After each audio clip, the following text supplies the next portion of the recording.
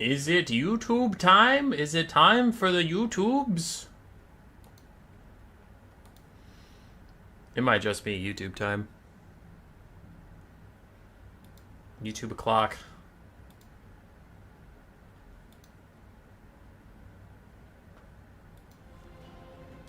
Uh-oh. The cat's here. And he's in the way of the screen, so I can't see anything, which is great. I love that. Now he's sniffing all of the... When I get really fed up with Washington, I commit tax fraud. Dude, there's political ads everywhere. I just got one from Ronald McDonald telling me that the government's a lie. The only thing that matters is the McDonald's new double BLT for $7.99. And Ronald said to me, he's like, you might think $7.99 is a lot to pay for soggy bacon we left under the counter for 3 nights straight. We found it and slapped it onto this moldy bun. There's not even any lettuce on it, and the tomato is actually just blood. But hey, fuck you. Ba-da-ba-ba-ba. Get your ass in here. The stream is sponsored by McDonald's. Sir Vids, how you doing? Bacon we left under the... Alright, Mike, sounds good. Let's roll through our new sponsors! What? We finally did it! We made it to the big time! We're making all the money now because of our big corporate sponsors. First, I would like to thank Ronnie's Suppositories. Can't shit or don't give a shit. Ronnie's Suppositories will fix that. Also sponsoring the stream is trucks. Just trucks. The concept of trucks. Do you have one? That's a truck. And our final sponsor is Pepsi, the drink of champions. Unless you have Coke. Coke is a little bit better, but like if you don't have Coke, then Pepsi is number one.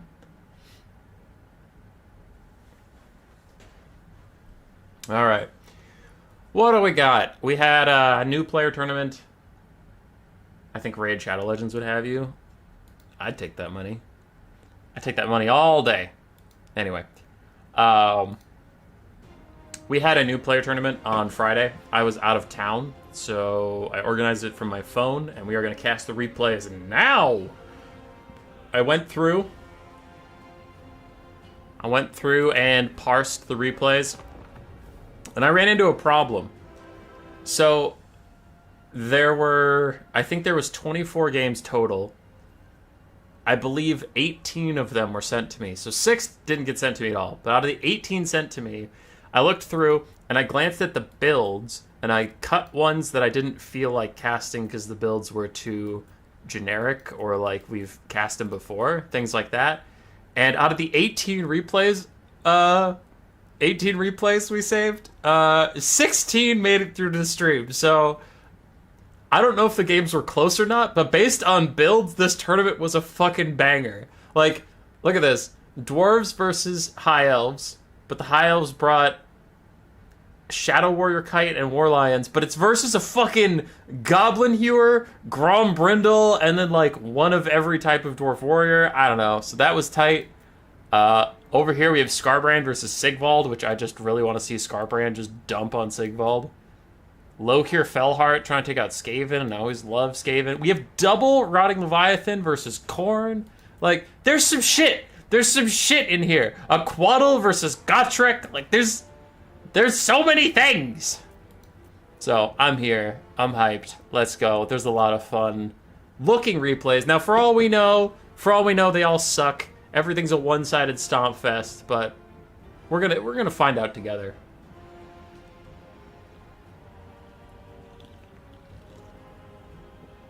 Scarbrand Woo, what up, Scarbrand?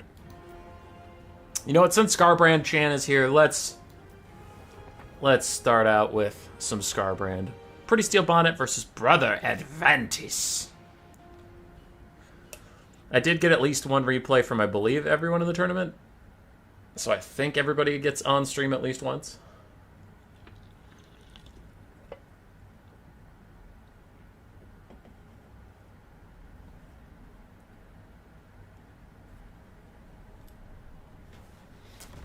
Missile carrier. Yeah. Alright, for Khorne versus the Warriors of Chaos. Khorne, we have triple Chaos Furies, a Skull Crusher, 2 Exalted Bloodletters, a Chosen of Khorne, and then a front line of Marauders, 2 with dual weapons, 2 without. Of course, we have Scarbrand with his AoE Rampage, and then his Self Rampage that gives him 50% more damage. Nice.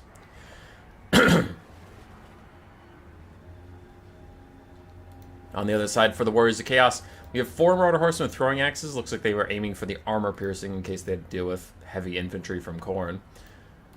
Chaos Warriors and Marauders with great weapons in a box. Around a Hell Cannon, we have Sigvald with the Severed Claw and a Deathcaster on a Manticore. I really haven't seen too much Warriors of Chaos. We've seen a lot of Chaos in general, but not Warriors of Chaos. Interesting.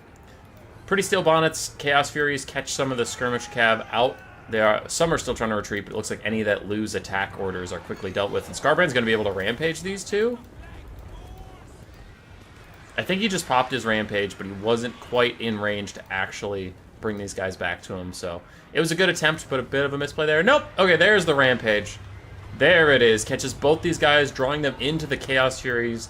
And that is going to be a disaster for them. Now, luckily, when they rout, they don't stay rampage. They just run away. So actually, routing is the best thing these guys could possibly do right now, to just run away to safety. Still a pretty good start for Khorne. I mean, their melee infantry are moving up. Skull Crushers are being left behind for now, but they're so much faster than the infantry they could catch up in a heartbeat. So I think he just wants to stay out of Hell Cannon range. But pretty good job dealing with the Skirmishers this early on. Chaos Fury is doing a lot of work to them.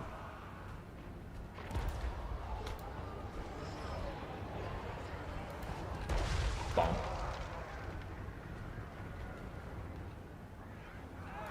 The Skirmish Cav rally just to be attacked by the Furies again. Now they're going to try and run away. I think this Warriors of Chaos build would have done a little better with at least one Chaos Knight or some dogs or something that could, like, hang out with the Skirmish Cav, and whenever Furies dive onto them, they can get countercharged. But right now, the Skirmish Cav is just having a tough time. Their armor-piercing, low weapon strength missiles are really bad against Chaos Furies, so they are just kind of helpless fighting against these Furies right now. As they get attacked once again. It's not like there's basic archers. The Warriors of Chaos doesn't have basic archers to support the fight at all, so it's not like you can even punish them. So yeah, actually, the more I consider it, the more Chaos Furies are going to be amazing versus this Warriors of Chaos build. But who cares about that, as we are getting into the melee fight, the only thing anybody ever cares about. We have Marauders of Khorne fighting Marauders with great weapons. That should be an easy fight for the Marauders with dual weapons of Khorne. Ooh, but here's what we all wanted. Scarbrand versus Sigvald, and Sigvald is running away immediately. Scarbrand is after his ass. Hasn't popped his self-rampage for the extra damage yet. I think he wants to stay focused on Sigvald and doesn't want to get distracted by rampage shenanigans. Furies moving in to deal with the Hell Cannons, while Sigvald is getting bodied by Scarbrand. More Furies are peeling off the Skirmish Cav in the distance. So far, everything is coming up Khorne. There is the AoE Rampage, and Scarbrand pops his own Rampage, making sure nobody can retreat, but also he loses his ability to target what he wants to. The Skull Crushers have been unfortunately forgotten entirely. I thought it was tactical that they were maybe going to move up when the time was right, but it looks like it is actually just straight up forgotten. As the Chaos Dwarfs piloting the Hell Cannon down to one model, they are going to die. The Hell Cannon is offline. And Scarbrand's doing a lot of work. Khorne is up on the balance of power, and they didn't even need their Skull Crusher companions.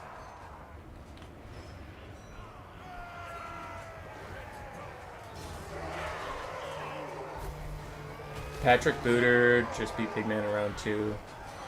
Winning in round 3. Round 3 for what? What tournament are you playing in? What's going on? What's happening? There's something going on right now? I actually didn't know of anything happening right now, so if I'm being disruptive, sorry. Scarbrand's still piling through the Severed Claw. Those halberds will be solid against him, but his high weapon strength should be fine. Skull Crushers are coming now. They're going to show up. As the Warriors of Chaos are starting to beat up on the poor Marauders of Khorne. Exalted Bloodletters have joined the fight, and the Chosen of Khorne are somewhere. There they are. But yeah, Chaos Warriors will beat up on basic Marauders of Khorne, so it's time for the Exalted Bloodletters to get in here with their armor piercing. Scarbrand rampages himself for extra weapon strength. Oh, just for a minute. Gotcha. Gotcha. Mildly concerning Scarbrand is having issues hitting Sigvald, and he is now surrounded by armor-piercing and or halberd units. Still getting poked by Sigvald, gets a big shot onto him, but Scarbrand's getting low, and that's not nothing. I do think the Chosen of Khorne and Skullcrushers being this healthy in the late game should be fine for Khorne, even if Scarbrand somehow dies, but still don't want him to die, obviously. We have a full health Exalted Bloodletter in the distance too, so 3 full health hyper elite units. Even if Scarbrand goes down, they should be able to clutch it up. And he's still trying to go for Sigvald, though he's getting poked down all the while, and I don't think he has Gore Feast, right? He doesn't have the heal while melee one. Chaos Furies finally take out the Sorcerer of Death. I feel like they've been fighting that Sorcerer of Death all game. Oof, 1,200 value on some Furies is actually insane.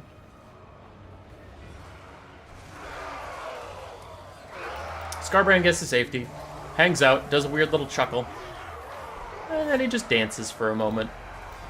I think that's fine. I mean, you have plenty of other healthy things. You can just wait for your cooldowns and then charge back in on Sigvald. Looks like that's exactly what he's doing now. Yep, pops his self-rampage, charges in on a Sigvald, misses him, maybe hits the Severed Claw, who are not ITP, so if their leadership gets any lower, they will tear out away from Scarbrand. Meanwhile, Exalted Bloodletter should cleave through those Marauders with ease. Army Losses is coming in close as Sigvald takes one more big hit from Scarbrand. That will be GG. As the Prince of, the little precious Prince of Slaanesh looks up at a blood-covered terror monster. Rip Sigvald. Long live Scarbrand. 2,000 value for him. Exalted Bloodletters did fine. Chosen of Khorne did fine if you consider they were still like full HP at the end of the game. It's not like they took that much damage. The Furies were the heroes of the show, though. Tons of value for them. For Brother Advantus, my problem with this build is it feels like the Wood Elves, when they take an Ancient Tree Man, a bunch of Treekin, and they're like, I'm so tanky I can never die. And it's like, but to what end? Like, what are you being tanky for? What's the objective? And I feel similarly about this, where it's like, he had a bunch of Chaos Warriors, he had Sigvald, he had the Severed Claw, so he was very, very tanky on the ground, but where's the DPS? 4 Marauder Horsemen with throwing axes? I think even if they didn't get shut down, these guys don't have that much DPS. They could, like, win you a game, so I'm just like, where's the damage? Hell Cannon's okay poke, but I mean, it fired for a decently long time and only got 200 value, so it's just like, eh. I think this build needed a hammer, because it was just, you know, the hammer and anvil thing? This was just anvil and anvil. So, yeah. More damage, Brother Advantus. More damage. Alright, delete that so I don't cast it again. Let's go find someone else. Corvus Glaive versus Contrarian's Codex.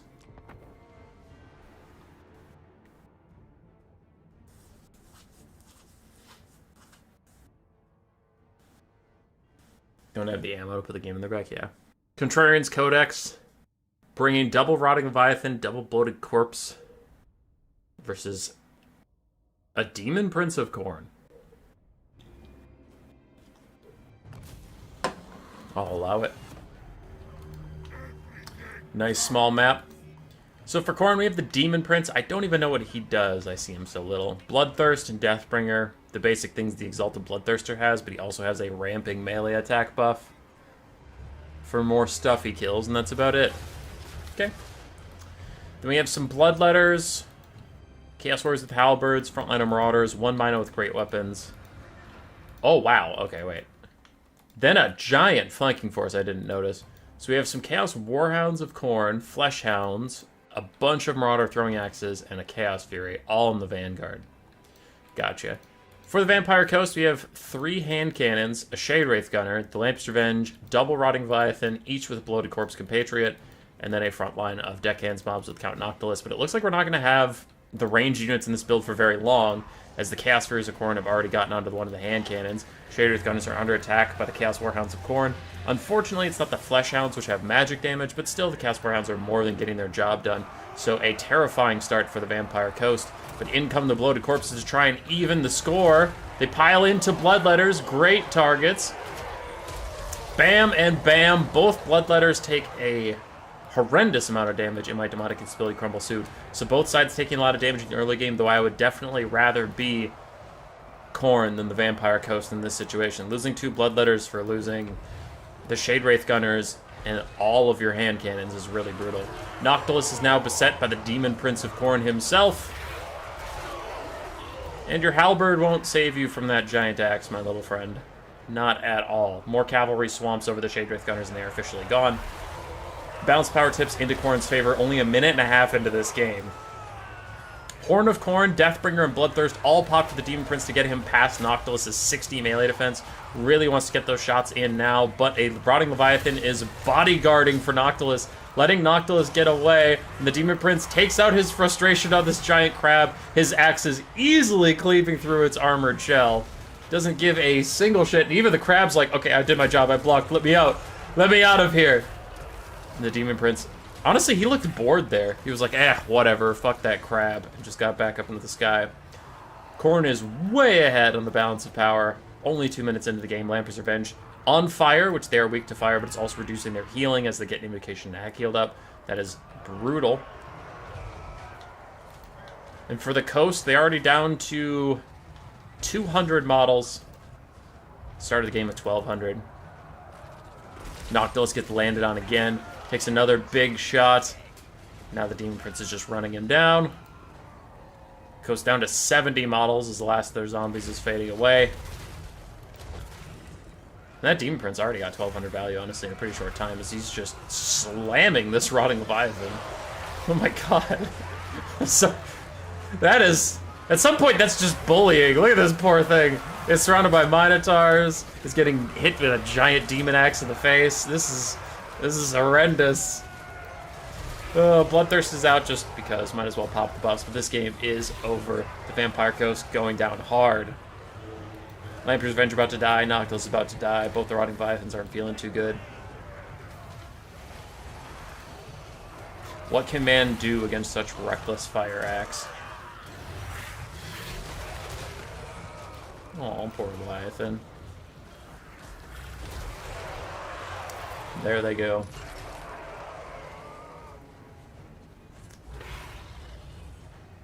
Where's his legendary cultist? I don't know.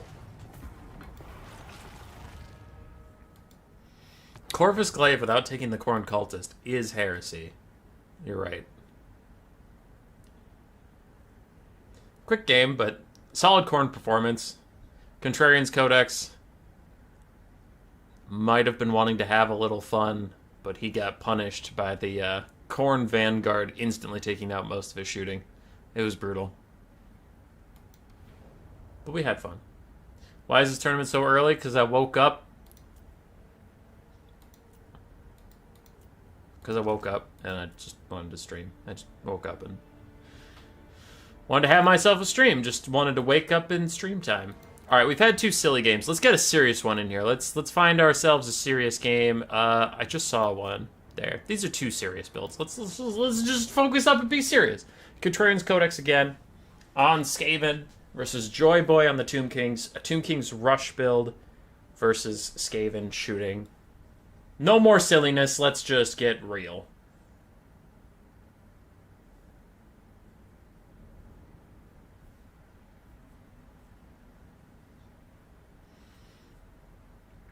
I like this Skaven build versus the Tomb Kings a decent amount. It could use a bit more melee oomph. I worry about Poison Globes being your only infantry clearing, but otherwise this is fine. Ikit Claw on foot with his little flamethrower. He did bring Flensing Ruin and more power. Unlimited power, I think. 2 Wolf Rats with poison. I think I saw 4 Rat Ogres. Yes. 2 Warp Lightning Cannons, one of which Ikit Zap Zap. 2 Warp Lock Jezzails, one of which is Natty Boo with Sharpshooters. 2 Globes, and a front line of Skaven Slaves and Clan Rats. On the other side is a full-on Tomb King's Rush. We have some carrying up in the sky. Looks like 3 of them. I saw 4 melee Ushabti, 2 Skeleton Horsemen, 2 Nehekara Horsemen, 1 of each on each flank, and then the Kepler Guard, plus a bunch of Nehekara Warriors for infantry. We do have Cetra on the buffed up Kitty Cats. Buffed up Kitty Cats very popular in this matchup after they got their changes. They are just strong versus Skaven. Single entity with a lot of collision damage, mobility, and tankiness. Solid stuff. What's not to love? One Carrion is already shot out of the sky, but the other Carrions move in, get a bit of a flank attempt in, as we got the dark version of this map, so seeing shit is hard. Such already gets out a new Saren's Incantation of Vengeance onto some of the Wolf Rats as he himself is trying to get in there. Rat Ogre's going to peel him off a little bit. Hold him in place, slow him down. Just keep him out of the range units for now, as the range units do their work. Globes got a lot of damage out. Rat Ogres and Wolf Rats trying to fight back against the Nehekara Horsemen, while the Globes move up and get good volleys onto the Kepler Guard. Warp Lightning Cannons and Giselle still firing away at what they can. Already one Ushabti is almost dead. Though, Skaven haven't been playing as shoot-heavy as they used to. Recently, I haven't gotten to say this talking point very much, but if you remember, I used to say it all the time. Skaven games, Empire games, even Dwarf games, when they shoot at you so much, the balance of power looks really, really bad, but then it's all about holding on. Once the melee starts, Skaven fall apart very quickly, so it's, did they get far enough ahead at the start of the game with their shooting to actually win, or is it all about to crumble around them? As Cetra finds his way onto foot, Ikit could very quickly kill him if he gets a couple good hits in, but he's getting shot by Giselles and Warp Lightning Cannons at point-blank range. Doesn't want to deal with that, charges instead over here to cause a little bit of disruption. So, frontline for the Skaven is falling apart. Clan Rats starting to rout, Skaven slaves routing here and there, and already some Globes are stuck in melee. These other Globes were stuck in melee, but they were peeled effectively by Clan Rats, and Carrion are trying to stop the Warp Lightning Cannons. So far, the Skaven seem to be holding on to enough of their ranged assets to keep themselves ahead of the game. Nehekara Warriors closing in. Tomb Kings have a lot of units on this flank. Everything in the center is, like, dead. But Kepler Guard trying to finish off one Poison Wing Globes, which does seem to have guard mode on, so it's just going to try and throw out this giant blob, perhaps. Doesn't look to be the case. Might actually be getting disrupted. One Warp Lightning Cannon terror routes away from their mounts as Cetra drifts his way through them. Natty Bubo's shut down. Where other Warlock Giselle was shut down, it now manages to rally as Wolf Rats are also pushed back. So you can see the Tomb Kings trying to come back in this game. There's still one unimpeded globe that is going to be a problem. And this other globe is actually just fighting its way out, as a lot of stuff is walking past it, kind of assuming it had been dealt with when it hadn't yet. Ikit Zap Zap is back online, hitting Cetra, increasing his cooldowns every so often, plus, another Flensing Ruin from Ikit Claw. Where is the Tomb King's army ability? They really need to check out that Ushabti you can just summon, just throw it onto Ikit Zap Zap right now. That would be great for them. As the Globes are clearing out more Nehekara Warriors. A bit of a whoopsie from the Tomb Kings, not actually cleaning up that globe is going to be a big problem. It does look like they're too far ahead. I think at this point, they will probably maintain their lead and win. There's the Ushabti summon, very late in the day. It might shut down Ikit Zap Zap, but I think the damage has been done, etc. is about to go. Chucks down Incantation Protection on himself for a little bit of healing, a little bit of physical resistance. But the Skaven are rallying on the backfield, which is another problem. If you can't actually chase them down, they can just come back stronger than ever before. And in greater numbers, like the Sand People. And the Ushabti seem distracted. They're not even focusing on Ikit Zap Zap. They're fighting random Clan Rats. His Nehekara Warriors also stream in, but if Ikit Zap Zap gets one more shot onto Cetra, this game's probably over. So I do think they need to be prioritizing that. Kepler Guard being so low as they get hit with Globes probably will trigger army losses. I want Ikit Zap Zap to shoot Cetra one more time so I can be right about what causes the army losses, but I guess it'll just be the Globes throwing in over and over again.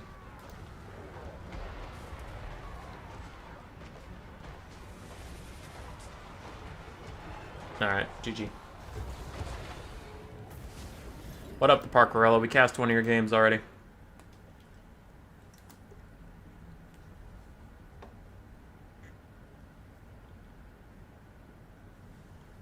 They don't come back stronger, Liar Face? Yeah, they do. Yeah, they do. What are you talking about?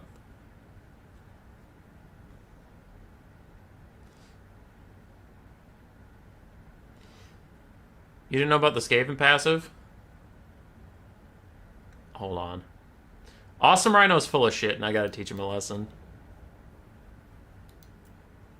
Delete that so I don't cast it again.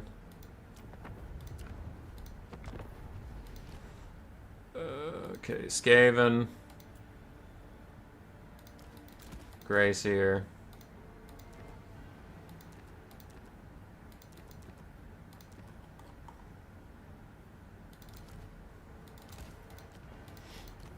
Sorry, everyone. Sorry.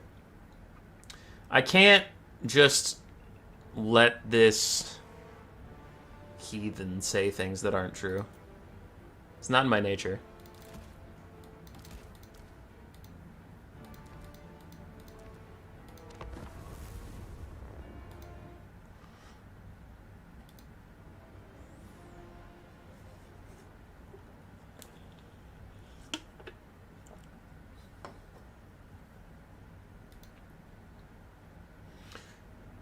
I'm starting to think that Awesome Rhino doesn't know about the Skaven army passive. Kyle Thompson, Human Boy, love the stream. Thanks for taking the time. I'm sure it's not easy. Thanks, friend. Nothing's ever easy. My life is a continuum of ridiculously hard tasks that I somehow manage to achieve by being great and the best. Dun, dun, dun, dun, dun, dun, dun, dun. Do I have them on the sandbox mode where they don't do shit? Oh, no, they'll do stuff. Alright, so we fight, we fight, we fight, we fight, we fight.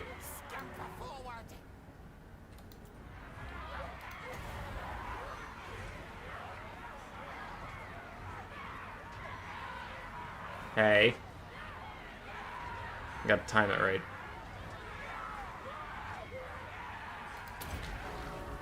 Oh, hey, look!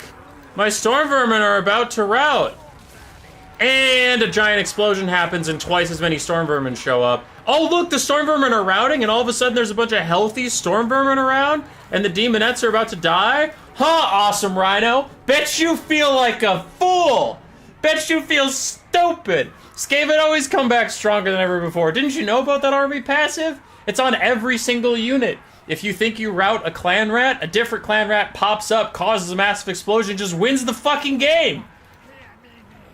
Maybe you should know shit before you come into my stream and talk a bunch of garbage. God! I'm sorry I had to distract from the tournament for that, but he was wrong and I had to show him he was wrong. It's important. Cathay versus Lizardmen. Moving on. La Luna La Pruna versus Duck of Despair.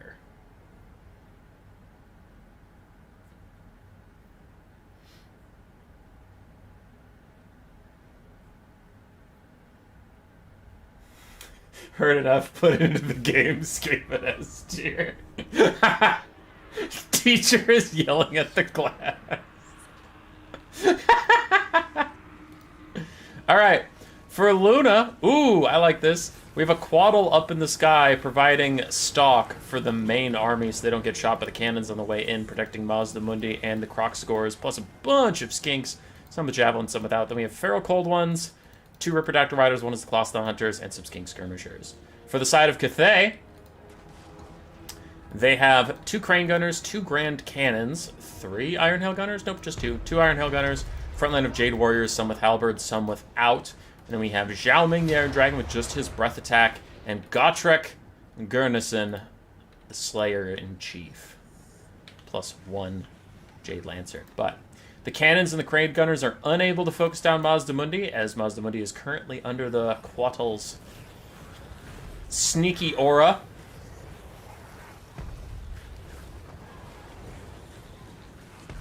Skaven should have the Clan Rat summons in multiplayer. Yeah! Yeah! Let's go. Ooh! Really nice bound Thunderbolt that I missed because I'm stupid from the Quaddle onto the Iron Hail Gunners. And now the Quaddle, having done its job for stealth, it looks like it was trying to dive in and cause some disruption, but got distracted, and now it's just sitting in front of the Iron Hail Gunners. So it's going to take a bunch of damage, a bit of a whoopsie there, as a Ruination of Cities goes through the tightly packed Cathay formations, getting rid of both the Iron Hail Gunners. No one manages to rally, and the Quaddle runs away, maybe to get Apotheosis from Mazda Mundi, but La Luna's got to get on top of it. Ooh, another bound spell from the Quaddle, getting some good damage out, but Anyway, Laluna's got to focus up, got to give attack orders to all these guys. They got here all nice and stealth. They need to keep moving or they will keep getting shot. Quaddle's taking a lot of damage, still trying to cause disruption as Mazdamundi's Bound Banishment was trying to come out, but I think he got distracted and cast a different spell instead. This is just the Bound Spells build. We have 2 on the Quaddle, 2 on Mazdamundi, and then Mazdamundi's regular spells. There's Apotheosis to heal him up. The Banishment's now going for the Grand Cannon crews. I actually don't know how much damage it'll even do to them, but both the Iron Hail Gunners are already routing. Banishment's going through. It's hard to tell how much damage it's doing, because until the crews separate, you can't see their health. You're just seeing, like, the cannon health. So... a little difficult there, as another bound spell is coming in for the Quaddle. I think that is the Thunderbolt. It's a Comet. That's not a bound spell at all. Mazdamundi just brought Comet. What is this madness? Anyway, Gotrik's in the front line fighting, but the Ripperdactyls have dove the back line. Zhao Ming is trying to protect his ranged troops, but it's really not going that well for him, as now the Quaddle and the Ripperdactyls are into the back line. Lightning bolts going through these poor little Grand Cannon crews. And the curve of the hill is not helping as all as another spell's coming in. This has to be a Thunderbolt. This is a Thunderbolt for sure. It's going to do so much damage. Oh, so much damage! Go, Quaddle, go! Go, Quaddle, go! Mazdamundi watches on as Gotrek fights his best fight. He's like, this is exactly what I wanted. Fighting the demons of chaos like an honorable dwarf that I am. And the Lizardmen are like, wait, we're the good guys. And he's like, fuck you, you're a big scaly monster. You're the bad guy in my book. And dwarves know a thing or two about the book. So Gotrek is still in here, swinging his axe around. He already killed it. Look at that dead croc. Look at all these dead croc scores. Oh, it's a tragedy. Travesty? Tragedy. It's a tragedy. He's just killing poor croc scores. Gotrek, you monster. Grand Cathay is rallying some Crane Gunners here and there. If they can get shots in to peel off a couple of Ripperdactyl Riders, that could be pretty huge as the Quaddle goes surfing through already routing Jade Warriors. That's pretty courageous of you, killing already routing Jade Warriors. Fight them like men. Mandling, where are you? Ripperdactyl still cleaning up the backlines as the Crane Gunners try and get into range to fight back. One Croc score has broken through the main area as the Ruination Siege goes down. The Jade Warriors, no, don't somebody do something, oh my god.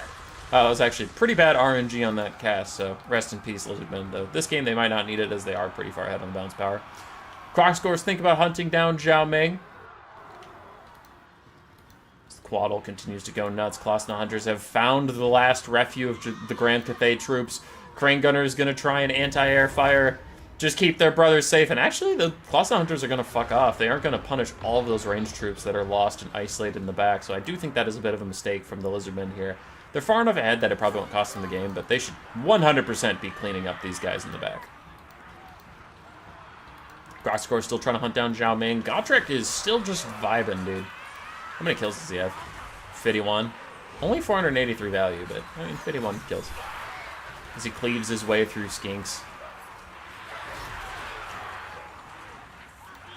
Jade Warriors also fighting back to back against the Tides of Chaos. But it's Lizardmen! Listen, dude, if a bunch of giant scaly monsters start attacking you out of nowhere, you're gonna assume it's chaos. Not everybody is, like, hung out in Lustria and knows exactly what a Lizardman is. As a beautiful comet from Mazdamundi is gonna take out 3 different Jade Warriors all at once. Very nice 3-for-1 action there. Army losses is coming close, as Zhao Ming is the only thing keeping this relatively even. I'm waiting for a breath attack to come through like 4 piled up skinks right here. Look at all these skinks just waiting for a breath attack. Or honestly, if Mazda was a bro, he'd throw like a friendly fire spell in there. I just want to see all these skinks get punished. Plus the Hunters pop their Toad Rage for more damage on a netted Zhao Ming in the sky. Breath attack. Breath attack. No! Why would you do that? Why would you do that? I'm so upset. Why would you go that way? Go this way. Look at all these skinks. Look at them all. Just their bodies pressed together, waiting for something to slam down and kill them all in a magical fashion. Army losses is hitting. Quick, Mazda, no! Gotrek's unbreakable, Mazda. You could have commented your own troops. Just look at them waiting to get squished by a giant meteor from the sky. Just imagine it, just a whoosh, whoosh rock just comes out of the sky and just fucking blam. Just right there. Just, all of them dead.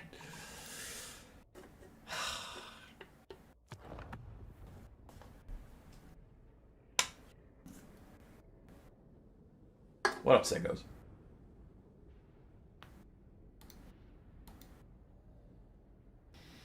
The Quaddle tech actually worked.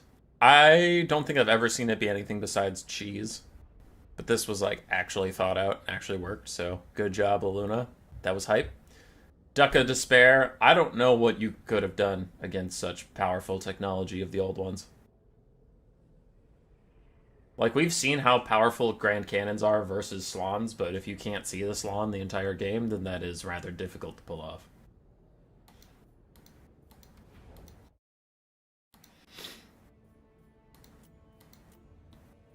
Cool.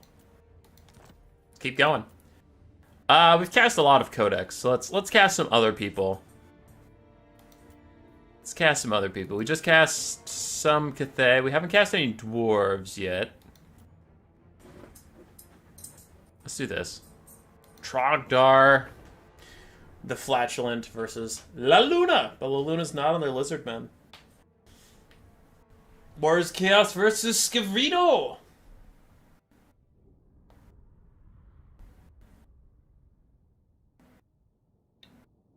As a Skaven fan myself, I can understand the maniacal hatred of Lizardmen. Alrighty. Skaven Walk. For the Warriors of Chaos, they have deployed their both of their Hell Cannons behind this hill to try and keep them safe. Then we have some Marauders of Khorne with dual weapons, basic Marauders, Chaos Knights of Tzeentch, Aspiring Champions, a Sorcerer Lord of Fire, just a Chaos Sorcerer Lord on a horse, with his Tormentor Sword, Net, Fireball, and Burning Head.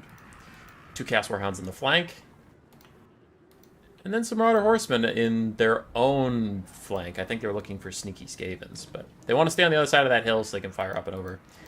For the Skaven, they have a Warp Lightning Cannon and a Plague Claw Catapult, some Gutter Runners and Rat Ogres, Plague Monks as well on the back line. We have 1 Deathglow Bombardier, and then a bunch of Skaven Slaves, Rat Ogres, and Ikit Claw, also on foot. Today is the day of Foot Ikit Claw, apparently, with all of his spells. I feel like that has to be a mistake.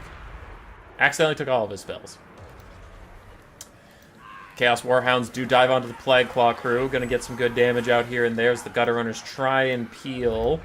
They will get rid of the dogs soon, but is it soon enough to save the Plague Claw crews? Also, the Warp Lightning crews in a bunch of trouble as well. The Rat Ogres have to get activated. I don't think they fully understand what's going on in the back line. Probably the Skaven player is focusing on what's going on up here.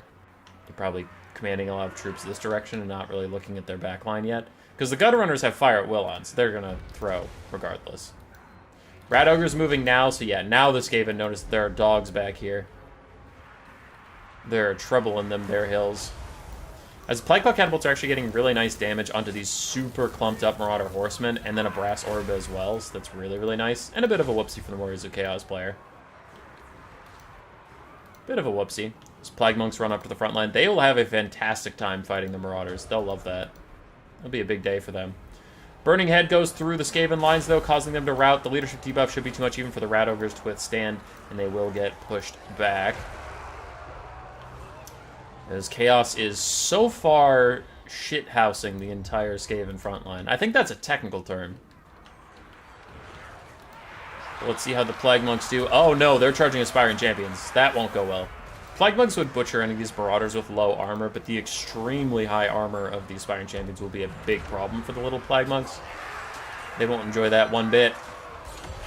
Ugh. Ugh! They're just getting skewered! My god, my goodness! Cleansing Rune onto this Chaos Sorcerer Lord of Fire, who has no form of healing, so that poke onto him is going to be very impactful. Meanwhile, the Death Globes are trying to get shots off onto the Chaos Knights of Tzeentch. Doesn't look like they're going to get too much damage out, unfortunately. And the Plague Claw Catapult is still here. Oh, that Death Globe value. Anyway, Plague Claw Catapult's still here, still firing away. Trying to stop these Chaos Knights from plowing through the Plague Monks, which, I mean, they still did. Look at the size difference between each Plague Monk and then these giant Chaos Warriors on horses. Oh my god. Ikit just hoses some of them down. Yeah, Ikit! Get it! Oh, let's go, Ikit. The Hell Cannon's still firing up and over from their safety behind the ridge. We do have some random Skaven slaves and clarinets that do need to be rallied back to the fights. The Skaven just a little slow on the micro from bringing their various units back from routing. Bounce power is Chaos favored, but the Skaven have been kind of stabilizing for a while. We still have a full health Rat Ogre. Ikit is healthy and fine. Hell Cannons are running low on ammunition and low on targets. Because as the Skaven get lower and lower on individual HP, they just do less damage. Like, Hell Cannons do a lot of damage to something with full health and not a lot of damage to something that's already, like, dead. As these Chaos Warhounds get back into the Plague Claw Catapults, Rat Ogres get activated just by proxy, and they'll run forward. They should be able to kill those guys pretty easily. Meanwhile, Ikit's still fighting it out, though he did just take a fireball in the back of the head. I saw that. Kaiju, you want your Bone Ripper Invitational? I think Seepa's actually been hosting a few of those here and there. But I can try and get around to it.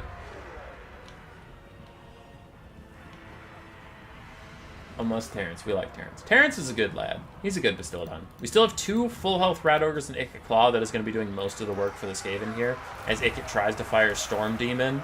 Gets a really nice shot on the Chaos Sorcerer Lord of Fire. Actually. Hi, Trogdor. Casting a tournament you were in. So the Plague Claw Catapult crew is online. They can remount their precious war machines. I don't know where the actual crew is, though, because the flag is bugged. Ikit's trying to fight his way out of Marauders. Meanwhile, the Rat Ogres plowed back in. We still have a rather healthy Aspiring Champion. Skirmish Cav, ooh, that's a problem. A full health Chaos Knight of Tzeentch is a big, big problem for a Skaven that lost their Warp Lightning Cannon and lost their globes. I don't know how they deal with that, even if they complete the Lord Snipe. The Hell Cannons are about to stop being useful, but I think between the Aspiring Champions and Chaos Knights of Tzeentch, they should be fine to clean up the rest of this game. As a quick Warp Lightning tries to finish off the Marauders, but it can't get far enough away to use his little flamethrower for the burnt debuff. And as his Rat Ogres start routing, I think that is probably the death knell for the Skaven. Probably. Run, Ikit, run! Sprint! Go steal a Hell Cannon! I love that the Sorcerer Lord of Fire just fucked off. Like, look how far away he is. He's like, nah, I don't want to deal with this. I don't want to get Cleansing Ruined again. It's not my problem. Ikit is just sprinting towards him. Ah! Look at him go!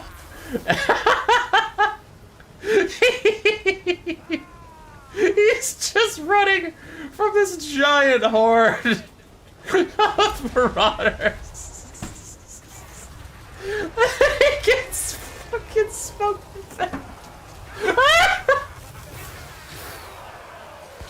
Holy shit! Springs up out of a pile of Marauders just like that as Army Losses takes him out. That ending was comical.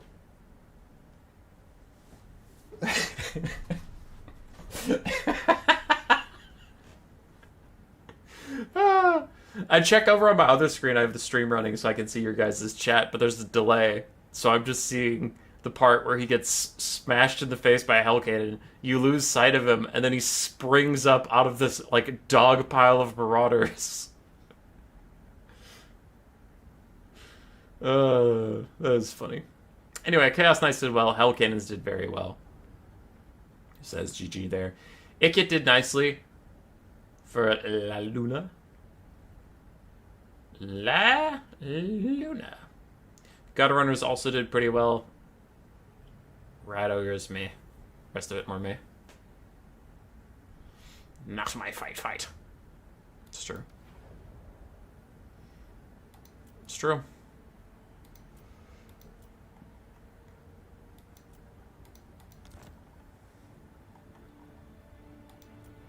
Alright, let's get some Hayseed gaming. We haven't had any Hayseed gaming. We'll do this. We'll get some Dwarves in here. We don't cast a lot of Dwarves because it's Duck of Despair. Dwarves can tend to have really boring, really abusive game styles that I just don't like casting. Like, that's just personal bias. I like playing Dwarves. I don't like casting Dwarves. I don't like playing against Dwarves. But this build from Duck looked interesting enough that I didn't delete the replay. Because he brought those Thunder Grudge Rakers, which we, like, never see. So, thought it could be interesting. We'll see. Maybe it'll be a shit show. For the Dwarves, we have 2 Iron Drake Trollhammer Torpedoes. We have 1 Bolt Thrower, a bunch of Thunderer Grudge Raker models, which are kind of the shotgun version of Thunderers. And then Dwarf Warriors, minus the blasting charges. Dwarf Warriors, great weapons, some Slayers, and then Thoric Ironbrow on foot with just a Rune of Wrath and Ruin and Rune of Slowness. So, pretty nice build. I like it. I don't know if the Thunderers Grudge Rakers are any good, which is the reason I wanted to cast this replays to see if they're any good. But the rest of the build I like a lot. For Hayseed, veteran of the new player tournaments, and usually one of the favorites to win it, brought all Bloodletters, some Exalted Bloodletters, some regular, but they will cleave through Dwarves nice and quickly. A Herald of Khorne on his Blood Shrine for a bit of healing, but also just all of those AoE buffs to get through the Dwarven defenses. Some Chaos Furies in case of Gyrocopters, and Minotaurs in case of Minotaurable things. On the front line, already we are losing some Bloodletters to the charge, but like I said earlier in the day, with shoot-heavy factions like Skaven and Cathay and Dwarves, the start's going to be pretty brutal. It's if you can get past the start, you can quickly turn the tides in your favor, as the Thunderers are firing out in every direction towards these guys. Chaos Furies dive in to get some decent damage on the Trollhammer Torpedoes, but also just stop them from shooting for a little bit. Now, the front line of the Dwarves will be like paper in front of the Bloodletters. Bloodletters are, like, specifically designed to kill Dwarves, and especially with the Locust of Wrath. 83 melee attack, gonna get straight through, but the Thunderers all firing onto the Herald of Khorne. Lots of damage onto him, but he gets into their backline. He's gonna start healing up. He's also gonna start disrupting them and stopping them from shooting for a little bit.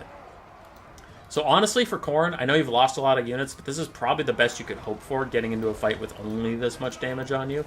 Minotaurs accidentally get caught fighting Slayers. They don't want that, so they are going to run away and get towards the main line. But the main line is broken, and the Bloodletters are free. They get into the Thunderers just as those guys pile a couple shots onto the Herald of Khorne and onto the Furies. The Bolt Thrower is shut down. Trollhammer Torpedoes have been impeded. They're not dead, but they haven't been firing too much. Already, these Dwarf Warriors are thinking about routing. The Exalted Bloodletters are here onto the Thunderers, slamming through these poor Dwarves. Hybrid ranged units do not stand a chance against the most elite of elite Khorne Demon Infantry. That is not a fight you will win. As other Bloodletters continue to beat up on these guys. More Bloodletters chasing down Slayers. Even though the Slayers are not armored, Bloodletters are still just specifically designed to slay stunty infantry, and stunty infantry do be getting slayed. Now, this Trollhammer Torpedo is going to be problematic, shooting at the Herald of Khorne, who is currently busy in these Dwarf Warriors. He's not going to enjoy that if they can get a shot off onto him. Somehow they are obstructed, don't know how. That is a giant motorcycle ripping through the shortest infantry in the entire game, but sure, why not? As the Thunderer and Trollhammer combined fire tears the Minotaurs a new one. They are going down so fast, but the Hellforged hosts are behind them, and as I've been saying literally all game, Bloodletters plus Dwarves equals dead Dwarves. Exalted Bloodletters almost done with the Thunderers, who are firing at point-blank range, trying to keep things going, so I admire their tenacity, at least. Horn of Khorne out. All of the melee attack buffs getting popped here, but the Trollhammer is trying to throw guard mode on. They really want to take out this Herald, because if they do, all these demonic units will lose a bunch of leadership, and then they could be easier to get rid of as we see some of them fading away. The Herald of Khorne is fighting Thoric, and they're trading about even, though I worry for our demonic friend. Your leadership is much more important. The Dwarves are nigh unbreakable, but man, if you take too much damage, you'll just die, and then maybe Khorne loses all of their hope. Thunderers with Grudge Rakers up on the high ground, firing down. Look at this little surround onto the Trollhammer Torpedoes as they desperately try to fight for freedom. The Thunderers try and bail them out, but it's to no avail. Some blasting charges return from nowhere. Chuck at the Herald of Khorne, who is going to get slowed. It looks like that is a Rune of Slowness as Thoric is going in. The only hope for the Dwarves now is to kill the Herald, but it may not even be a hope, as the Dwarves are falling apart everywhere.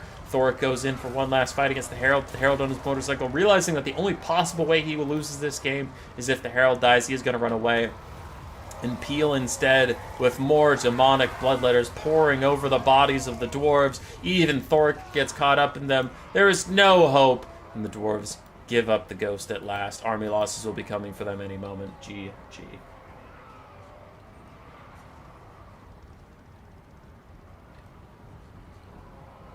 What up, Cyrus? It's been a minute.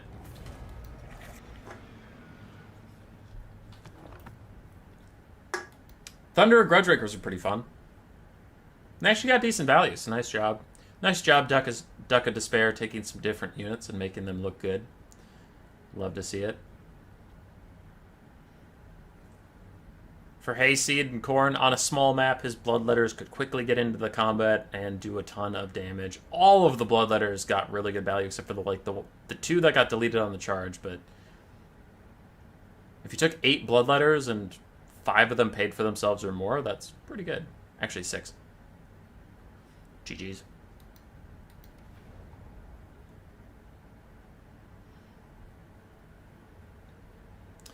GG's.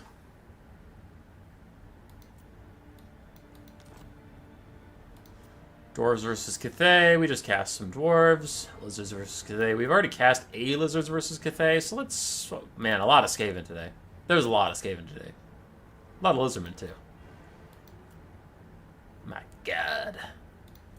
My god. Okay, that's different. We'll do this. Trogdor versus somebody. Edgelord. Wood Elves and Dwarfs.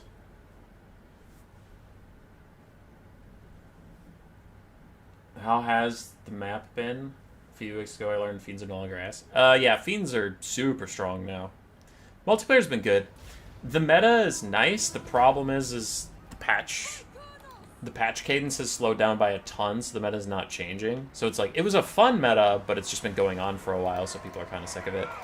As before it gets deleted, the Chaos Dwarves have a Deathstreaker rocket launcher, Bull Centaur Renders, Hobgoblin Archers, Chaos Dwarf Warriors, Infernal Ironsworn, Blazing Beards of Bosrock, and Astragoth Iron Hand with 1 Infernal Guard. But they no longer have a Deathstreaker rocket launcher. Anyway, the other side for the Wood Elves, we have triple Waywatcher, which deleted a rocket launcher very quickly.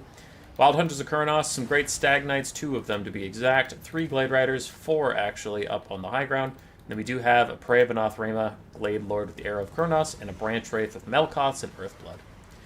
Now the Waywatcher Kite has turned its attention onto the Infernal Guard with Fireglaves. High armor, but no missile resistance and no shields, means they are easy pickings for the Waywatcher's armor-piercing, high-damage arrows.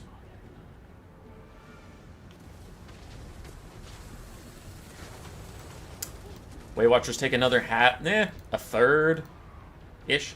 A third-ish HP off the Bull Centaur Renders with great weapons, but then the Bull Centaurs find their way onto some Glade Riders, who quickly start to run away. They want nothing to do with this. Hobgoblins will offer a little bit of supporting fire, but the Waywatchers are reaping a terrible cost onto the Chaos Dwarves using Infernal Guard. Managed to get a couple shots off here and there onto the Waywatchers, but imagine another volley is coming their way, and it's going to be a bad one. Here come the arrows. Ooh, but the Infernal Guards start moving just as the arrows are going to land, dodging a lot of them. Good job. Good job. Well done. So Waywatchers are still kiting, and now the cavalry of the Wood Elves is going to try and catch some Chaos Dwarves not braced. Looks like they did brace in the end, but still the armor-piercing heavy cav should do fine. A Melkoths plus 1 more volley from the Waywatchers should take out the Infernal Guard, and that'll be a lot of damage value off for the Chaos Dwarves. Meanwhile, their Hobgoblin Archers and Bull Centaur Rangers got pulled back to go fight some Glade Riders. They need to return to the main lines, as the Wild Hunters of Kurnos also get a really good charge on the Blazing Beards.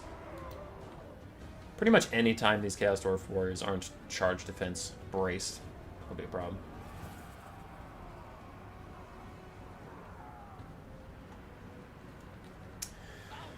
In comes a volley from the Waywatchers. What are they going to bother shooting at? Ooh, Prey of Anothrema onto the Blazing Beards, and they're like sideways, so their shields won't really be in the right position. Oof. Oof, that is a big old volley. I need to get back into Discord. I was on YouTube and didn't bother notifying me. Sorry, Grieven. It's my fault. I should have helped you. Yeah. Final Waywatcher volley that should rout off the Blazing Beards. Meanwhile, Great Stag Knight's trying to charge into Infernal Ironsworn. They are taking slow attrition damage for just fighting so many Chaos Dwarf Warriors. And, oh, Astragoth finds his way onto the Glade Lord, who's going to run away as Waywatchers hit him. Oh, Melkoth's trying to slow him down as Waywatchers shoot at close enough range that they can even hit the teeny tiny little model of Astragoth. If you have another Prey of Anothrema, I mean, you could use that to get him killed at some point. I think it's still on cooldown because he literally just used it versus the Blazing Beards. Ooh, Flamestorm! Hello, Flamestorm! Doing a lot of damage to the Waywatchers, who now realize there's a Flamestorm upon them and start to run away. Wood Elves very ahead on the bounce power, and I would tend to agree, though these Great Stag Knights have taken a terrible cost for their transgressions. Those transgressions would be resisting the might of the Chaos Dwarves, resisting Hashit's dark influence. Hobgoblin not Wolf Riders. Hobgoblin Archers getting run down by the Wild Hunters of Khorne, who just path straight through them. And the Way Watchers are back at it again at Krispy Kreme. A lot of volleys left to them as they all fire in towards Astrogoth, who, if he's moving, he's going to be, like, impossible for them to hit. Unless they're super close range or he's netted, so...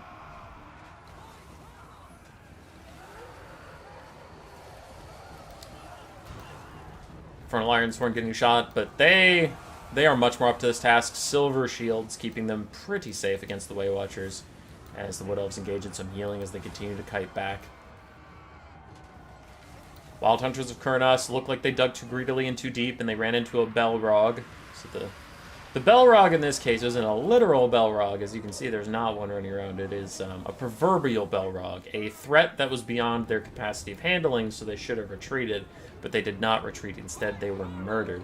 In this case, the Belrog would be combined arms fire between the Blazing Beards, Infernal Guard, and Bull Centaur Renders. You see, I used a literary metaphor that in a culture of nerds that usually know about Lord of the Rings, I felt like you would understand. Now the fact that I have to explain it to you makes the cultural metaphor less effective, and therefore I feel bad. Oh my god, shut up and cover the game! Ah, they got the joke. Alright. Bull Centaur Render still trying to chase out. They're going to get some damage on the Glade Riders of Spears. The Wood Elf Cavalry is kind of playing a bit of a dancing game of like, if you charge those Way Watchers, we will kill you. But you need to fall back towards your infantry. So the Infernal Ironsworn are here now. They get to fight Great Stag Knights. Bull Centaur Renders get 61 melee defense from the Cascading Fire Cloak, but they are getting shot by Way Watchers the whole time. And they only have 50 armor, no shields, a little bit of missile resist. How much? 25% missile resistance, which is some, but still not enough to hold off Way Watchers. These Way Watchers are having a field day. Still 11 volleys, 7 volleys, 7 volleys. Considering how much they've been firing this game, it's kind of surprising they have that much ammo left. Other Great Stag Knights taking a lot of damage. Hobgoblin Archers firing in. Astrogoth getting some good chunking in as well with his flamethrower and his spooky, scary stomps. So those guys will get pushed back soon. Wood Elves should be fine. Still have a full health Glade Lord, still have a full health Branch Wraith that can take on Astrogoth in the late game, but I'm getting, I guess, a little concerned. If the Way Watchers run out of ammo, there's still Chaos Dwarf Warriors you have to deal with. Great Stag Knight's going for the charge. Boom! Really good charge. Knocks a lot of models away, takes about a quarter of their HP off, which, considering how low the Great Stag Knight is huge. And there it is, the Prey of Anathema plus all the Way Watchers. I missed the first volley, but I will not miss the second, as this should be the end of Astrogoth. In comes the volley! Ah, so much damage, and he's dead! Without their caster and without their lord, that is the end of the Chaos Dwarves. No way they hold now. Their leadership is going to be too fragile. They just don't have the oomph and the stopping power. I mean, the healthy units here are a freaking Goblin Laborer and a Hobgoblin Archer. That is nothing.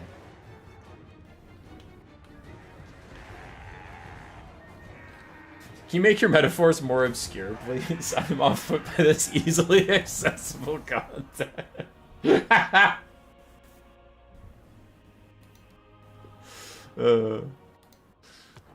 Y'all funny. Some beautiful Way Watcher kite here from Trogdor. Really good value on the Way Watchers. Everything else got okay value, but that's kind of how these builds go, is most of your damage is going to come from these guys, and they just needed to peel. So, good peeling. For Edgelord, he fought back as best he could. It was pretty tough. The game ended up kind of close, just kind of, because the Way Watchers were running out of ammo, and Trogdor didn't have that much left, but that final snipe onto Astrogoth really sealed the deal on it. Hobgoblin Archers did okay. The instantaneous death of the Deathstroke rocket launcher. I'm shocked it got 450 value.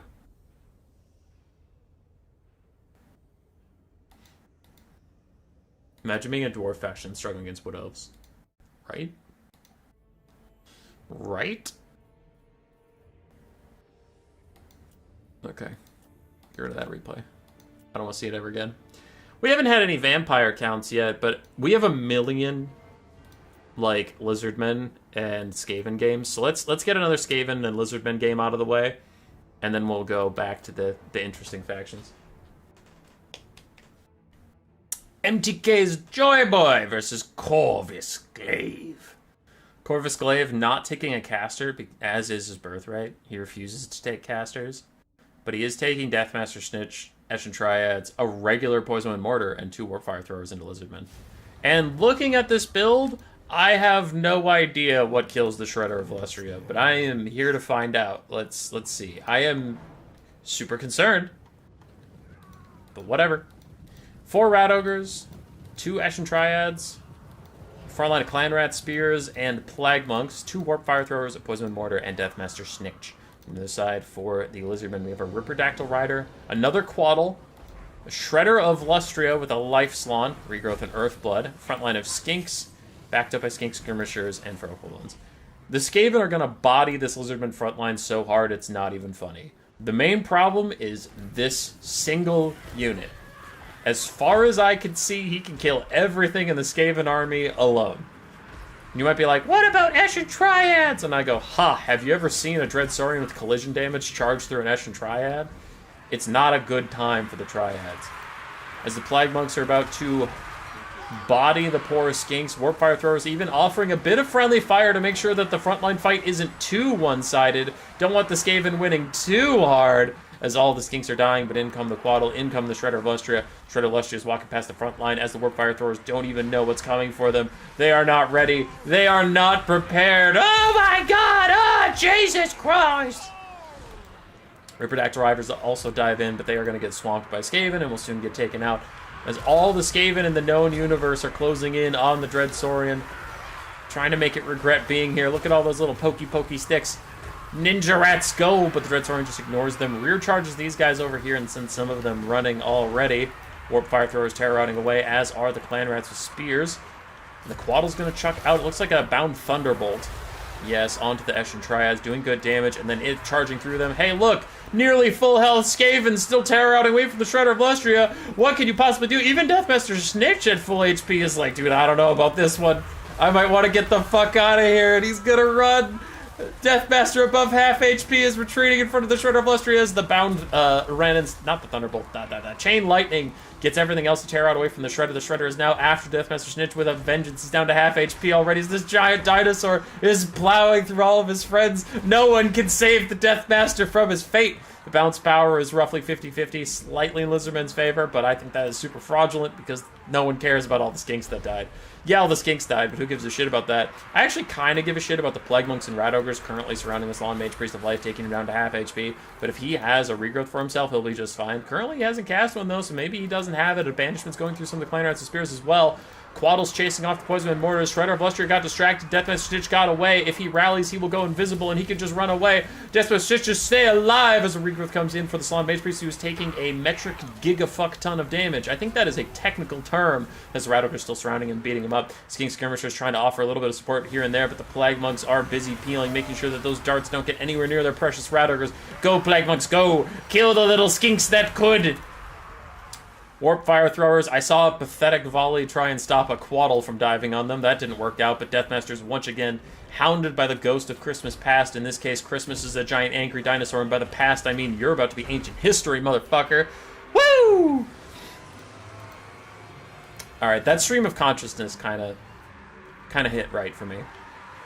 Now, the Shredder does get peeled by half of the Skaven army, so Snitch can slink away, and look at him run. Look at him go! Whee! Oh no, he's turning around. Why are you going back? Don't go back. No, don't go back. No, you were safe. Don't go back. No. Where are you going? No. Why would you get back closer to the Shredder? He popped concealment bombs, but he ran like 2 inches in front of its face, so it's gonna fucking find him. He is running past all of this nonsense, wants to get to safety. Meanwhile, in the background, the Slann has survived due to the power of healing and healing alone. Dart Skinks are trying to peel off some Rat Ogres. Skaven infantry are still winning the infantry fight, but wherever the Shredder of Lustria goes, victory follows as he continues his hunt for Red October. Snitch gets caught on some stupid Velociraptor. He's like, move! Get out of the way! Move! No! I need to run, flee! As the Feral Gold Ones get in his way and completely fuck him over. Now the Shredder is back on top of him, getting some good big chomps in, terror routing him immediately, taking him out of the battlefield. So the Slann regrowths himself again to get back to full HP. The Shredder is about to finish off Snitch for real this time. And if you thought the Skaven were routing at full HP before, after their Lord dies, and then the Shredder has his AoE debuff of -8 leadership, these guys are going to be terror routing no matter what.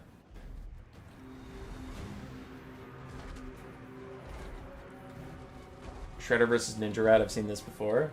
Shredder wins.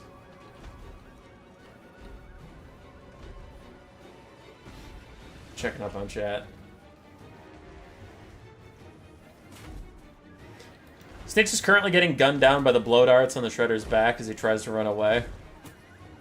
Oh, but the Shredder's actually just going to let him go. Deciding he doesn't want to deal with this anymore. He's going to go back to the main battlefield and allow Snitch to rally, which he will. His leadership was positive. Still in the background, the Slon. Think about the battle from the Slon's perspective. The Slon has no idea where the Shredder is or what the Shredder's doing. So I imagine he's just blowing his little, like, dog whistle for that thing. Just like, Shredder! Shredder, help me! Shredder! The Shredder's like, nah, dude, I'm busy doing my own shit over here as the Quaddle tries to do its best Shredder Bluster impression, but it's not nearly as powerful. The Rat Ogres again get the Slon backed into a corner. He's already almost heel capped, which is not nothing. And the Ninja Rats are also trying to help chase him down. Actually, the Ninja Rats are going to go after King Skirmishers and stop those darts for a bit. That's fine. I do hope they get onto the Slon eventually because they would do a lot of really good damage here. The final regrowth for the Slon is out, but that's going to heal cap him, plus an Earthblood. Oh wow. Oh, wow. That Slon wants to stay alive. He's already heal capped, though, so the rest of that regrowth is going to be wasted. A little bit of overkill there. Escher Triads ninja stabbing their way through a couple angry Velociraptors. Should get rid of them soon. There we go. They've routed off, so the Ninja Rats can turn back and help out against the Slon, who is almost routing. But the Shredder finally heard the whistle. He's finally coming over, and he's like, "What's so distant? You what? I've been doing things and stuff, and y'all been calling me, and I don't like it. I got things to do besides follow around a stupid toad. Get out of my way." And the Toad's like, "No, I'm gonna get in your way. No, I'm gonna get in your way." He's pushing him sideways. And the Shredder's like, "Dude, you called me. Why are you pushing me out of the way right now? Thought you wanted me to help out." As soon as he shows up, everything routes, and Army loses hits.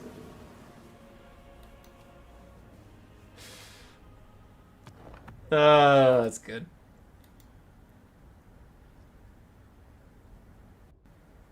Feral Cold One's decent value. Skinks all got massacred, but the Quaddle and the Shredder of Austria did everything you needed.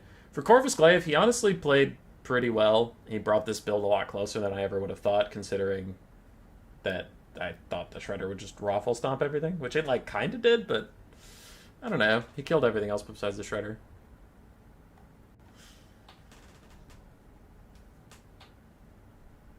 Okay. Ow. Ow. Ow. Ow.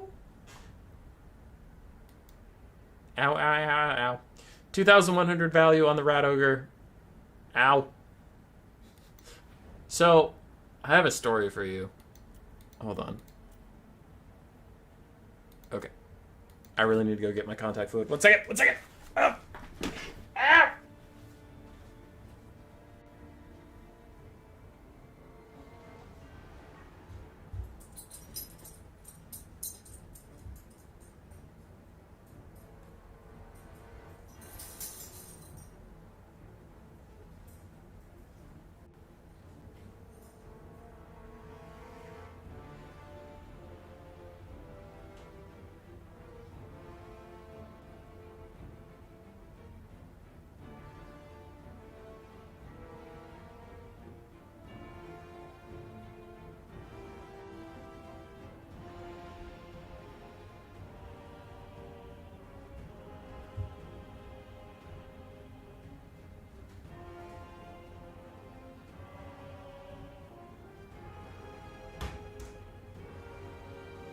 Coming back.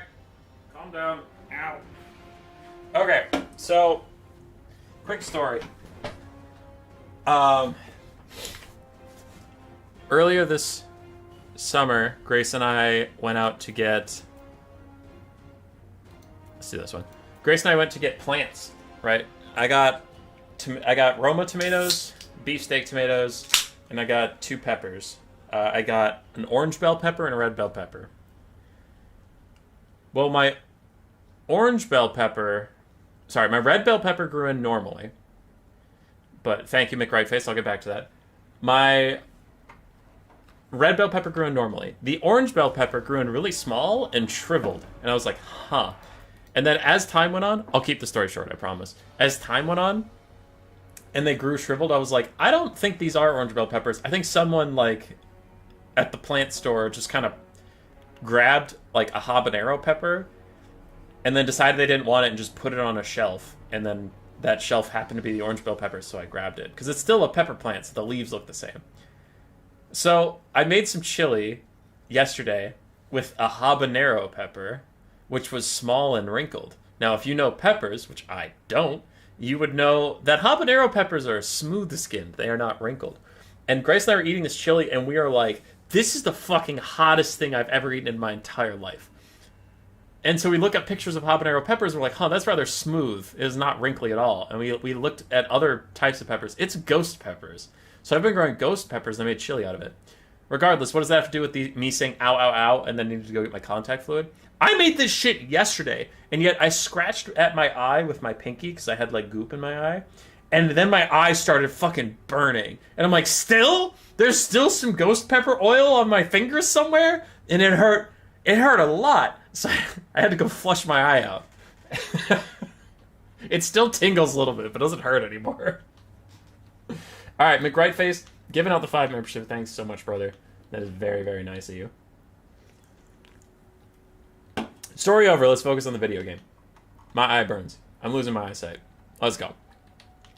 I don't need to see. Who is playing right now? I gotta give them their credit. Trogdar on the High Elves versus Pretty Steel Bonnet's Dwarves. Got it. So for Trogdar, more kite, though this time instead of Weight Watchers, he has 4 Shadow Warriors, a front line of White Lions of Krace, 2 War Lions, and a Spearman. We have an Archmage of Metal in the sky with Plague of Rust and Searing Doom on a Moon Dragon. And then we have some flanking Illyrian Reavers. For the Dwarves, we have a front line of Dwarf Warriors and Longbeards of Great Opens. No shields here, so the Shadow Warriors actually getting a lot of damage out. And then we have 2 Miners Blasting Charges, 2 Bolt Throwers, a Goblin Hewer, Slayers, an Ironbreaker, Grombrindle the White Dwarf, and a Master Engineer with the Fire Ring of Thori, Flash Bomb, and Reload. Smooth, much like Rat Brain. Kevin Springer, I like that. That was good. Alright, a Plague of Rust is out onto the Miners, reducing their armor down to 50 while the Shadow Warriors take them out. And it looks like the Illyrian Reavers are going all in, trying to kill the Bolt Throwers nice and fast while Slayers, giant Slayers even, cleave into their backside. If the Illyrian Reavers can successfully kill the Bolt Throwers, then it's a worthwhile trade. It's a little risky, so then if they die, you did just lose a 550 cav for nothing. Meanwhile, Pretty Steel Bonnet is pushing out with his infantry to push the Shadow Warriors back. I'm a little worried they're overextending, because it is a good tactic to push enemy archers outside of range of the artillery so that they can't shoot back at the artillery, right? You want to get them out of the range so they can't fire back, but you want to stay in the range so that artillery can shoot at them. Right now, they are pushing past the artillery range. You can see now the Shadow Warriors are going out of the artillery range. But I suppose the Bolt Throwers could just shoot at, like, the Dragon or the White Lions of Krace. So, yeah, he's still in range a little bit, but I'm just getting concerned the infantry pushed too far. So we'll see. Illyrian Reaver's coming back for a second attempt at this as the Goblin Hewer attempts to move up and get any damage in whatsoever, while Searing Doom does honestly more damage to the War Lions of Krace than it did to the Longbeards with Great Opens in the front line. Shadow Warriors still kiting it out that they are about half ammunition or less. But the Illyrian Reavers, instead of trying to suicide dive the artillery this time, they're just going to rear charge Dwarf Warriors' Great Opens, lowering their leadership enough to give them shock value and push them out. And the Dwarven front line is starting to falter. But the Goblin Hewer is getting in range. What will it fire at? As it has movement orders past the enemy front line. No, Goblin Hewer, you've made it. You need to stop and fire, my friend. Nice breath attack down the side from the Moon Dragon. The Goblin Hewer is still sprinting to its doom. It is charging into melee. And consider me saddened that it will not stop and fire upon this day. So the Dragon's just going to land on it in melee. Bit of a whoopsie there, for sure, as the Slayers and Ironbreakers are now moving up to engage in combat, while the Bolt Throwers fire in from the sides. Goblin Hewer, Slayers have abandoned their mounts, and now just start attacking. Oh, they're falling back, but they're falling back without their mounts. Whoops. So a couple whoopsies here and there. Not going to sugarcoat that. That's just a mistake, but shit happens. Slayers fighting alongside Grombrindle against the White Lions of Krace. But the War Lions have broken past, and they are sprinting for the Bolt Thrower crews. Undefended in the back line, as the rest of the Dwarves abandon them. There go Lions, plowing through Dwarves. Soon the Bolt Throwers will also be offline.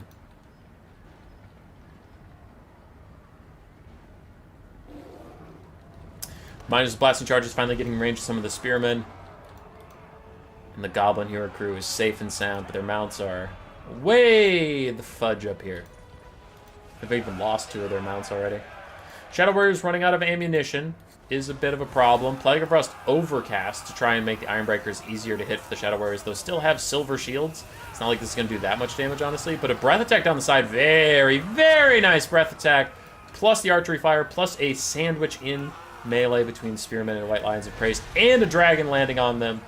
That was a beautiful sequence of play to try and take out these Ironbreakers, tear outs them off at last. And that full health Ironbreaker just disintegrated. That might be a world speed record for taking out Ironbreakers.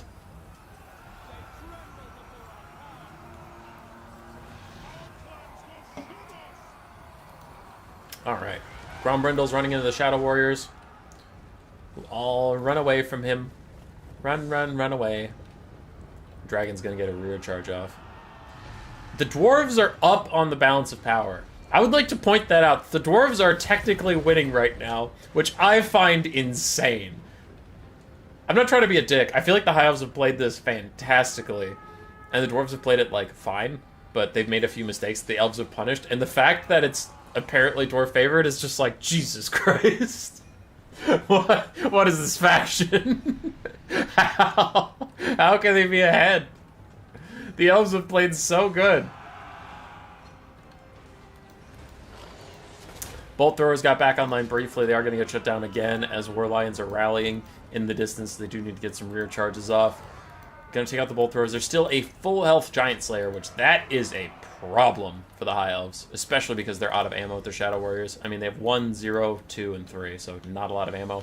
Another Plague of Rust onto Grombrindle as this lady is charging in and out to just try and cycle charge him to death, and the Goblin Hewer Slayers have abandoned their mounts entirely. They are just going hog wild after the Shadow Warriors. Breath attack, Plague of Rust, damage speed, train attack, dragon. They still don't break, bro. They broke. Wait, no, you're right. They didn't break. I thought they did. Another Searing Doom out onto the Iron Breakers. Solid hit onto them. Bit more damage here and there. War Lions trying to take out Longbeards, but Longbeards are the venerated of the ancestors. They've seen a lion or two in their time. They're not fazed by it. The Bolt Thrower crew is trying to fire a final vindictive volley into those War Lions in the distance, ignoring the War Lions upon them because they know they can't do shit about it. Just gonna do their best, damn it. Giant Slayers are here to clean those guys up. Grombrindle still getting cycle charged in the background, and a Shadow Warrior with no ammo finally opts to just take the Slayers on to melee combat and buy their brethren a little bit of time. 1 volley, 2 volleys, and 3 volleys remain for them. Might be needed to kill the Giant Slayers in the late game. I don't know. I honestly don't think they should use any more volleys on the Grombrindle. He's too small of a target where it's like, yeah, some of the arrows will hit, but there's a full health Giant Slayer out there you need to deal with. Smoke Bomb onto the Archmage of Metal, slowing her down as this little engineer fires a couple shots off. But I feel like he's about to have a bad time.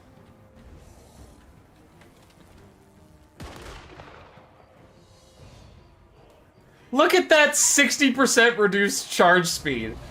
She doesn't know how to handle it. And chomps his ass anyway. Holy, that was so funny. She just like, she wiggles down like a kite. Like, she tries to land on this guy. Oh, okay. We're having fun today. These are fun replays.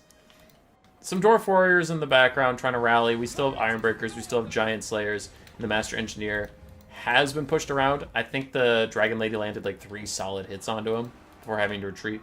Grombrindle's at less than half HP. The Shadow Warriors are moving in.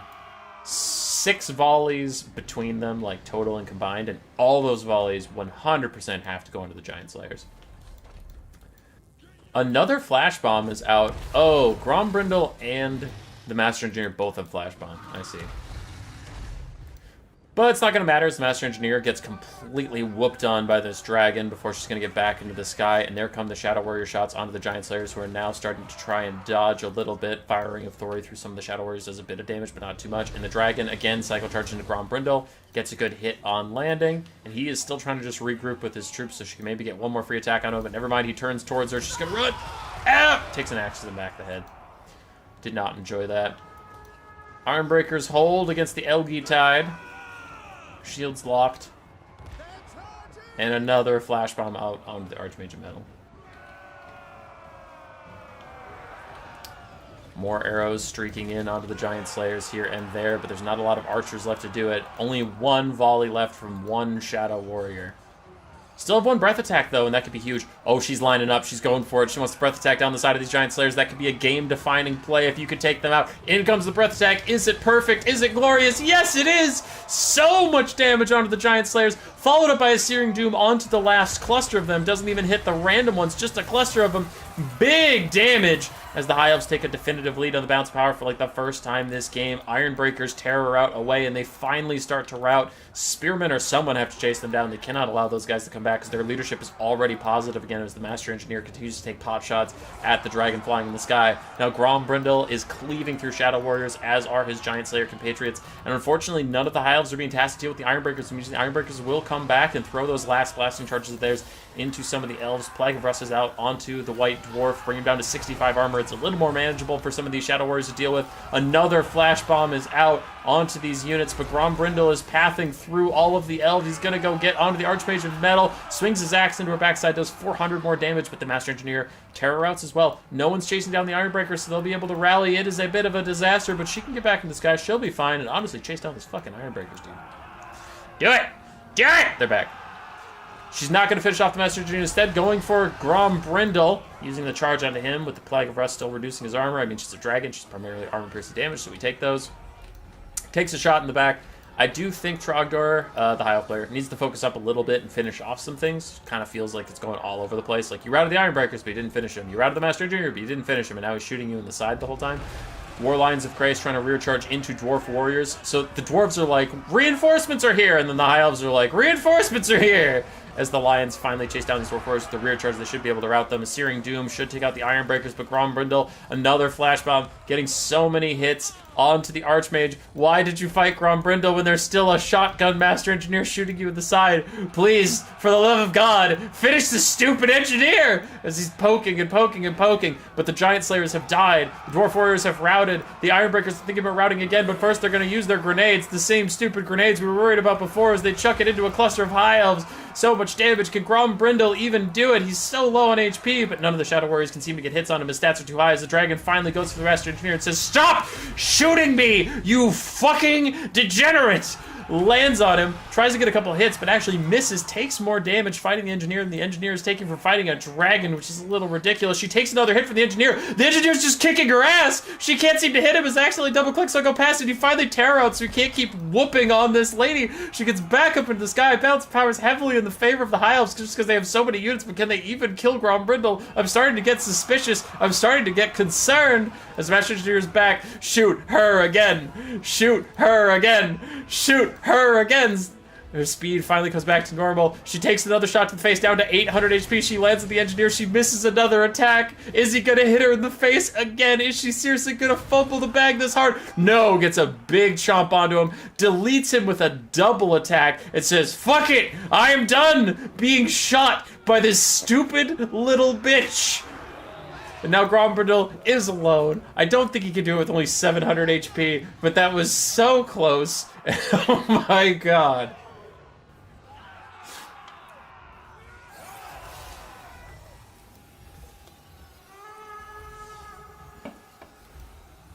I think all things fair. I was singing the High Elves' praises in the early game. I think in the early game they played really well, and the Dwarves made a couple mistakes, like the Goblin, you were running way up and getting killed, right? In the late game, the High Elves definitely made some serious mistakes. Like, they need to finish targets. He couldn't keep switching targets like that. Like, you routed the Ironbreakers, cool, but then you let them come back. You routed the Master Engineer, cool, but then you let them come back and shoot your Lord a bunch. Like, focusing on the Grombrindle, it's like Grombrindle was swamped in Shadow Warriors. Just let that happen. And I saw a different fight where there was 2 Shadow Warriors fighting and the Ironbreakers were routing. It's like, take 1 Shadow Warrior and chase down the Ironbreakers. So, if I'm going to criticize the Dwarves in the early and mid game, I will criticize the High Elves in the late game. That got a little spicy, but both players overall played pretty great.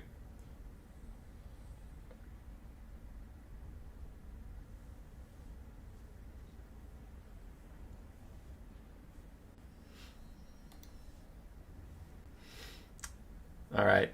Mage got 3,200 value. Very nice stuff there. Shadow Warriors all paid for themselves. Which is pretty good. Wait, are they 850? Then 1 technically didn't. Warlines did well. For Pretty Steel Bonnet, Grombrindle did amazing. His Master Engineer did very well. The Dwarf Warriors and Longbeards mostly just got kited all game. But the Giant Slayers did a lot of work. Ironbreakers did a lot of work. Bolt Throwers did fine. And the Goblin Hewer, despite the fact that it never got to shoot, still got 350 value. Which is not bad.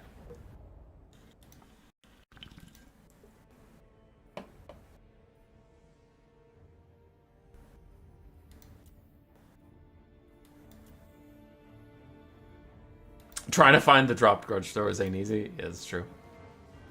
That's pretty hard. Alright, still got a lot of games to go. Skaven Khorne. Skaven Khorne. I am hoping to be done by noon. For me, it is 10:45, so I have an hour and 15 minutes left. If it gets close to noon, I might have to just jump to finals, because we did have 1 tie, so there was a tiebreaker to see who wins the tournament. We will cast that for sure. I might have to skip some of these other sillier replays and just get to finals if my time is running out. But for now, we have Falling Star versus Hayseed. For Hayseed, a front line of Marauders, it's Khorne, so I'm going to cut the of Khorne out of everything, right? We have Bloodletters, Marauders with dual weapons, Marauders regular, Minos with great weapons, looks like 3 of them, 1 Chaos Spawn, 4 Chaos Furies, and then the Herald on his Blood Shrine, again, for the increased melee attack.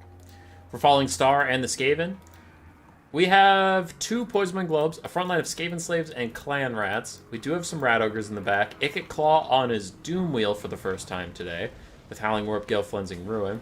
A Chieftain on a Bonebreaker with Power Grab and Guardian. Try to protect Ikit Claw, but if he dies, he dies. And then I thought I saw 2 Rattling Guns. Yes, 2 Rattling Guns trying to use their anti-aircraft fire versus the Furies, but I think we will see many issues with them this game, including how hard it is to get them to shoot and how little damage they do when they do finally fire. As Poisonman Globes take a third of the HP off with a half-assed volley, the Rattling Guns are going to fire at point-blank range on these guys, and they are taking forever to shoot. That one's shooting over there and doing negative damage to the Chaos Furies, and wow, Rattling Guns are really good!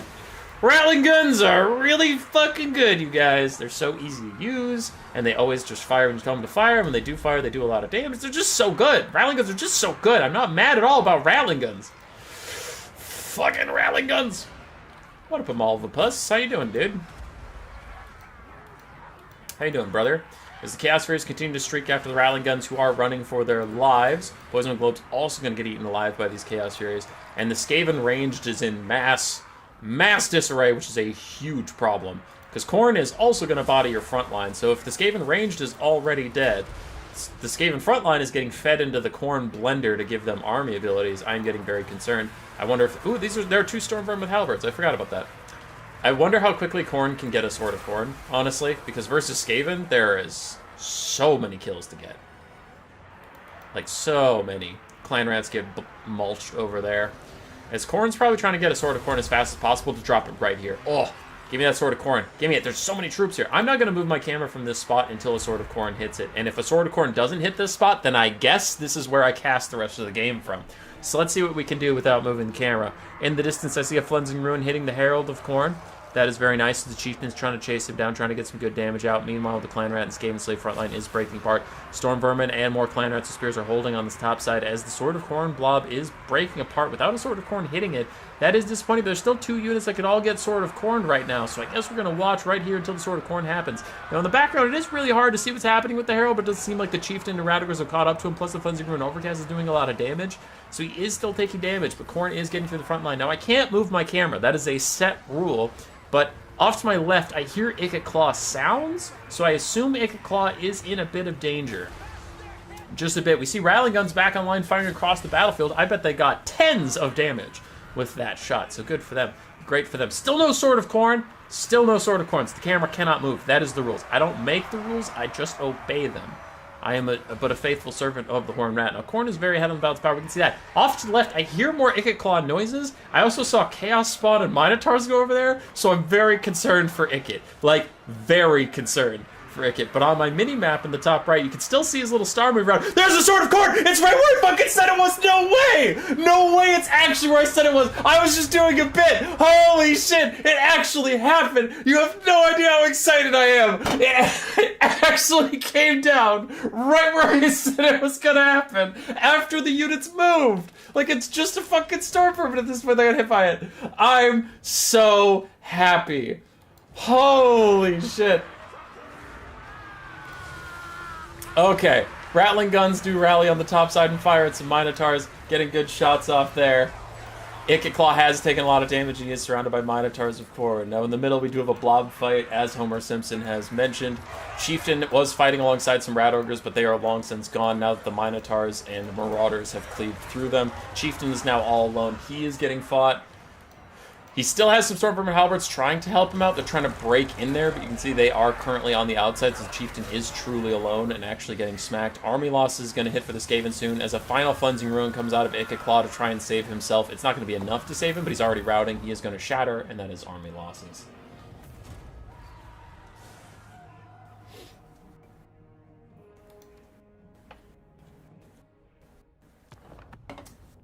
I'm so happy that the Sword of Khorne came down right where we were sitting. That's hilarious.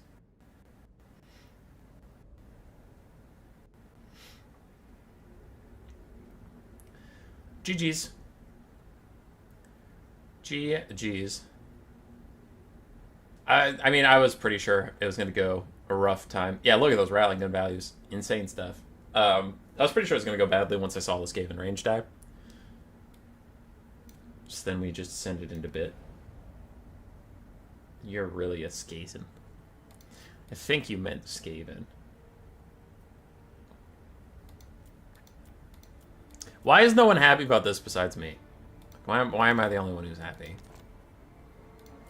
You guys are jerks. Dwarves vs. Cathay. I could see that being a longer game, so I'm going to delay it. I'm going to delay it just because I don't want to run out of time in the stream. So we'll cast as many games as we can. Fallen Nephian versus Brother Advantist. I don't think we've gotten cast Fallen Nephian yet. This will be a first for our games with him. Grand Cathay versus Lizardmen.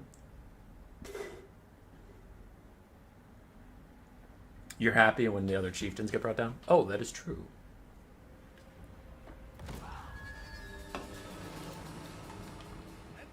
Alrighty. For this Cathay build, we have Jade Warriors and Peasant Long Spears mixed throughout. 2 Crane Gunners. Peasant Archers, double Sky Lantern, the gun version, not the fire and rocket version. Bunch of Onyx Crowmen. We have a Lord Magistrate with just his Tactician. Just his Tactician. And then an Alchemist with Final Transmutation and Searing Doom. Some Jade Lancers as well. On the other side for the Lizardmen, we have a bunch of Skink Skirmishers who are currently under attack by either Crane Gunners or Jade Lancers. We do have some Ripperdactyls, Coldwind Riders, Croxagores, Saurus Warriors, 3 of those, an Ancient Salamander, a Beastcaster with just Flock of Doom, a Saurus Old Blood with the Horn of Krygor? Yeah, the Horn of Krygor, and Foe Seeker. So 2 pretty creative builds. I know people don't really like watching Grand Cathay, and I am definitely one of them, but I thought this build was interesting enough, and it wasn't like a boring box blob, that could be interesting, could be cool. Nice Flock of Doom on a lot of closely clustered units, but the Ancient Salamander is getting lit up by the Crane Gunners right now. He's already getting pushed off the battlefield, and the Sky Lanterns are slowly poking away at the Ripperdactyl Riders, doing what they can there, but the Salamander is definitely in trouble. Croxagore is getting in onto Jade Warriors, but not Jade Warrior Halberds. They actually should be able to do quite well here. Their arm-piercing anti-infantry, they should get through the Jade Warriors despite their high defensive stats. Another Flock of Doom? No, that is a Final Transmutation from the side of Grand Cathay. Interesting. Final Trans is definitely better on, like, more blobbed-up targets, but doing okay damage to those Golden Riders. Salamander Hunting Pack that I somehow missed got into range and is actually doing a lot of damage onto the Crane Gunners already, so that's a pretty good shout out for them. Now both the Crane Gunners realize the threat and they are going to turn towards it while the Saurus front line gets onto Peasants, not Jade Warriors. So the Saurus Warriors' lack of armor piercing won't matter as much versus these Peasant Long Spears. They actually might have a shot of getting through as the Crane Gunners are going to start to fall back, but they are counterfiring against the Salamanders quite well. Cathay is currently very far ahead on the balance of power as they are just bodying the Lizardmen stat for stat. The stat check is going in Grand Cathay's favor as the Searing Doom hits the Saurus Warriors, knocking them down. Almost half their HP is gone. Salamander's going to peel back another Crane Gunner, but a really nice Overcast of Flock of Doom hits 3 clumped up units. And like we said with the Skaven games and all this stuff, if these Croxagors can get through the front line and get on the back line, there is so much value to be had. Like, these Crane Gunners could die super quick, Peasant Archers could die super quick. The Jade War Drum is very fraudulent balance of power because it's an expensive unit, but it's a support unit. So, like, if the Lizardmen can break through the front line, they could actually get a lot of value back. And actually, the Saurus Old Blood is currently smacking the shit out of the Lord Magistrate, which I appreciate the courage of a Lord Magistrate to actually take the frontline fight, but he is going to want to fall back here very soon. Sky Lantern's getting some slow poke off throughout the game, and it is just looking like the Lizardmen are too damaged to even get through that front line, to even get too much done. They just don't have the bodies left once they get through the front line to do that much damage. As the Skink Chief is going to rout... Sorry, the Skink Priest. Saurus Old Blood will run forward. I think he'll take 1 Crane Gunner volley, and then probably Army Losses is going to hit. Oh, no. The Crane Gunners aren't aiming at him. Never mind, then. There is Army Losses.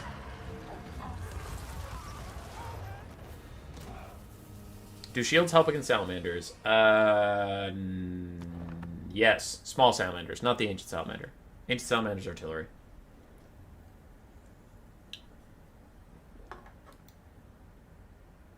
You wonder what the blimps can get done? Hundreds of damage.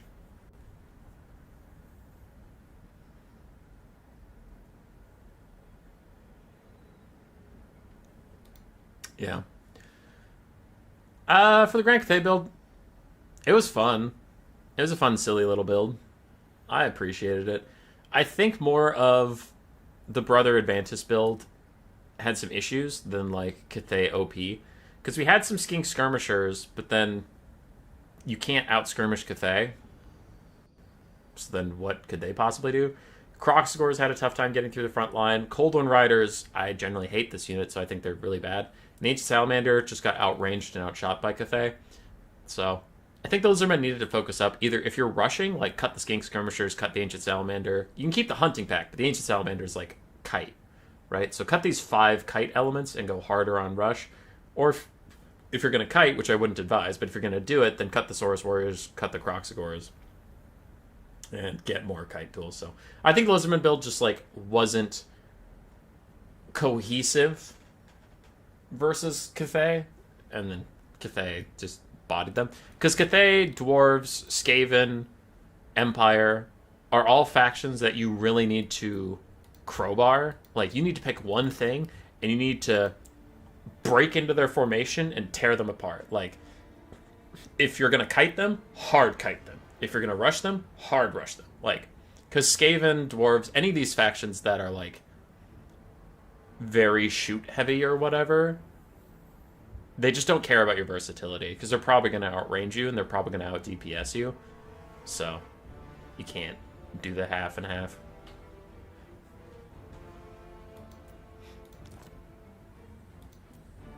All right.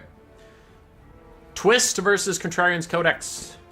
Let's get some undead action in here. Enough Lizardmen, enough Skaven, enough Cathay for a moment. Let's try some different factions. Twist with his Vampire Coast. Pretty nice all-around Coast build. I like it. I like it a lot. Versus Contrarian's Codex. With Kotep and a DJ booth. Is it double DJ booth? Or is Kotep just on a horse like a little bitch? +2 Scream Skill Catapults.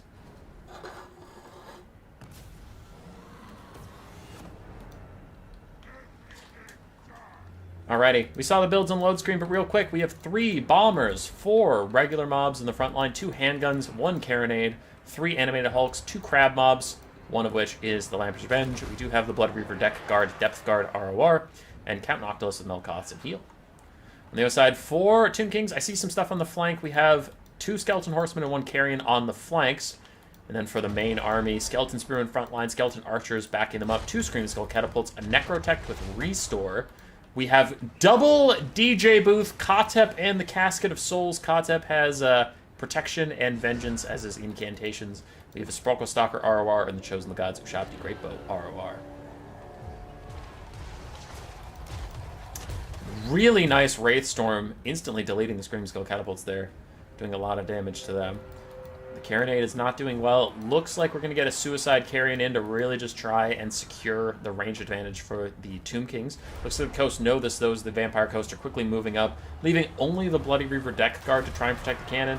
And honestly, again, not trying to be a dick, just pointing out, if these guys are getting left behind, then the need to like stand on top of the Carronade. So if Carrion dive in, they just get auto-activated by something touching them. But they didn't, so now they are unfortunately getting left behind, and the cannon is officially dead. Casket of Souls doing a lot of damage to the undead on the way in. Same with the Screaming Skull Catapults. Lots of damage. And Carrion now dive onto the handgunners, but this time it will not be so easy as quickly the animated hulks are recovered to run back and fight them. And I say this a lot in the other way. I feel like this army didn't spend 2,000 gold. Like, there's times where I just don't understand where all the money went. This Tomb King's build is the exact opposite. I'm like, how did you have this much money? Like, this looks like way too much shit. How did you afford all this? So, interesting. Kyle Lavelle gifted a Human Boy membership. Thanks, dude. Thanks. Thanks, brother. The double caskets are still firing. It looks like they are now focusing onto the Deck Guard ROR, realizing they need to kill those guys. But in comes a Rotting Promethean's mob. Kotep's trying to slow it down a little bit, and it looks like the Sporkle Stalkers will get a couple good shots up onto them, but can they really stop these guys? Because if the Crabs get a good surround onto either of the caskets, they'll kill it so fast. Lamprey's Revenger in the back line already shutting down some of the archers, and the Screaming Skull Catapults are in a bit of danger. I say bit of danger, it looks like one of them already got forced off their mounts, and the other one is close to getting killed. But wow, with the focus fire between the Chosen of the Gods and the Sporkle Stalkers, this poor Rotting Promethean mob is deleted. They are gone. The Vampire Coast in general are actually quite low, as the Caskets still continue to poke away at the Bloody Rear Deck Guard. I guess Casket, because Kotep was busy being in melee, stopping that. In comes a Skull Storm to try and stop the zombies in their tracks, ripping through them. Even friendly fires some skeletons, but that's okay. The skeletons of Nehekara know what's up. They know what to do. Bounce power is about to get a little bit better here for the Vampire Coast, as they have gotten into the cookie jar and are now going to shut down some ranged units, which always helps a lot with Bounce of Power, especially that Wraithstorm hitting Kotep. Really good stuff for their Bounce of Power, but still this high ground Tomb King's position is going to be hard to break. Running uphill, it's like the beaches of Normandy all over again. 2 archers pouring out a lot of value. Sporkle Stalkers also doing some good stuff. And oof, the Ushabti Summon already out from the Tomb Kings, going all out on just trying to hold this hilltop and secure their ranged advantage. Chosen of the Gods probably have to use their last couple of volleys here on the Lamprey's Revenge, rather than some already wounded animated hulks, in my opinion. Ooh, Sporkle Stalkers ending up in melee. That is a bit of a whoopsie. They got to back off. Sporkle Stalkers are, like, on paper, a hybrid melee unit, but they are, like, 75% a ranged unit, 25% melee, so they shouldn't be down here. That's just overly risky, in my opinion. For the Vampire Coast, though, the Tomb Kings took out a lot of their ranged super quickly. The Carronade, obviously, but also the handgun mobs barely ever got into range to do anything. So there's not, like, a threat of armor-piercing infantry getting in range of shooting uphill at these guys. Noctilus is fighting a Necrotect, doing okay down there on his own. The Lamprey's Revenge are still moving up, still relatively healthy, and a lot of healing left to go, but the Chosen of God still have 8 volleys left. Sporkle Stalkers have plenty of ammunition if they can get to safety, and the Bloody Reaver Deck Guard going to get killed by the Casket of Souls before they ever got to the main line. Just got a little bit of value fighting some skeleton warriors here and there, but that is more of a compliment to the Tomb King's strategy than it is shitting on the Vampire Coast player. It's not like he chose that. He just got shit thrown at him while these Bloody Rear Deck Guard are having issues catching up to anything. They do get a couple rear attacks onto the Grand Hierophant Kotep, who does check out an Incantation Protection, but in comes another Wraithstorm, which I think does magic damage, so I think it goes straight through their protection. Is Kotep about to die? No. He is going to take a lot of damage, but he's not going to die just yet. Deck Guard are shut down. Katep lives, so the Tomb Kings still have their caster, they still have their leadership. Chose the Gods, 5 ammunition left. Archers also running low. Basic Casket, running low on ammo, but also running low on targets. Because you do get to that point, like we said earlier in the stream, for a different artillery unit. The Casket is another one where it's like, it does really good damage if you're full HP. It does way less damage if you're already, like, tattered. Like, it's shooting at these zombies, I imagine it's not going to do that much damage. Animated Hulks are about dead. Lamprey's Revenge died somewhere, so it looks like Chosen the Gods did their job. And we do have a Scream Skull Catapult crew just hiding in the woods. They've done their job. They don't want to do anything else. Noctilus gets one more hit onto Katep's back, but Katep maintains his leadership, so he is just fine.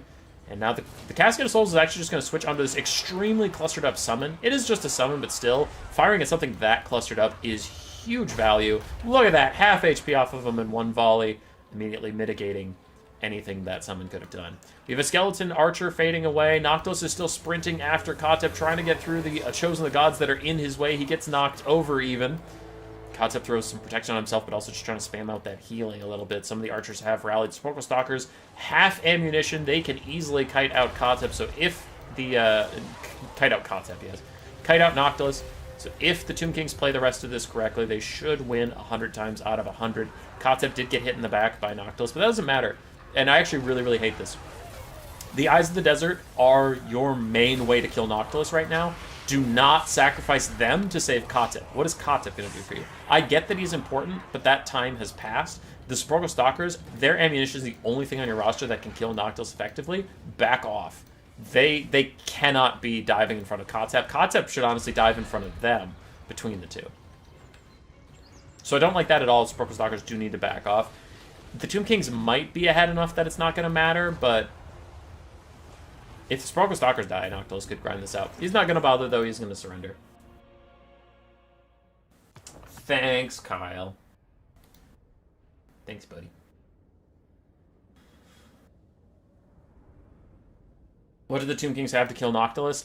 Just Sepulchral Stalkers, but it looks like Twist didn't want to subjugate us to just watching Noctilus grind forever. But depending on how much healing he had left, how many more Melt Cost Mystifying Miasmas he had, he could easily kill everything besides the Sepulchral Stalkers. So I was getting a little scared there.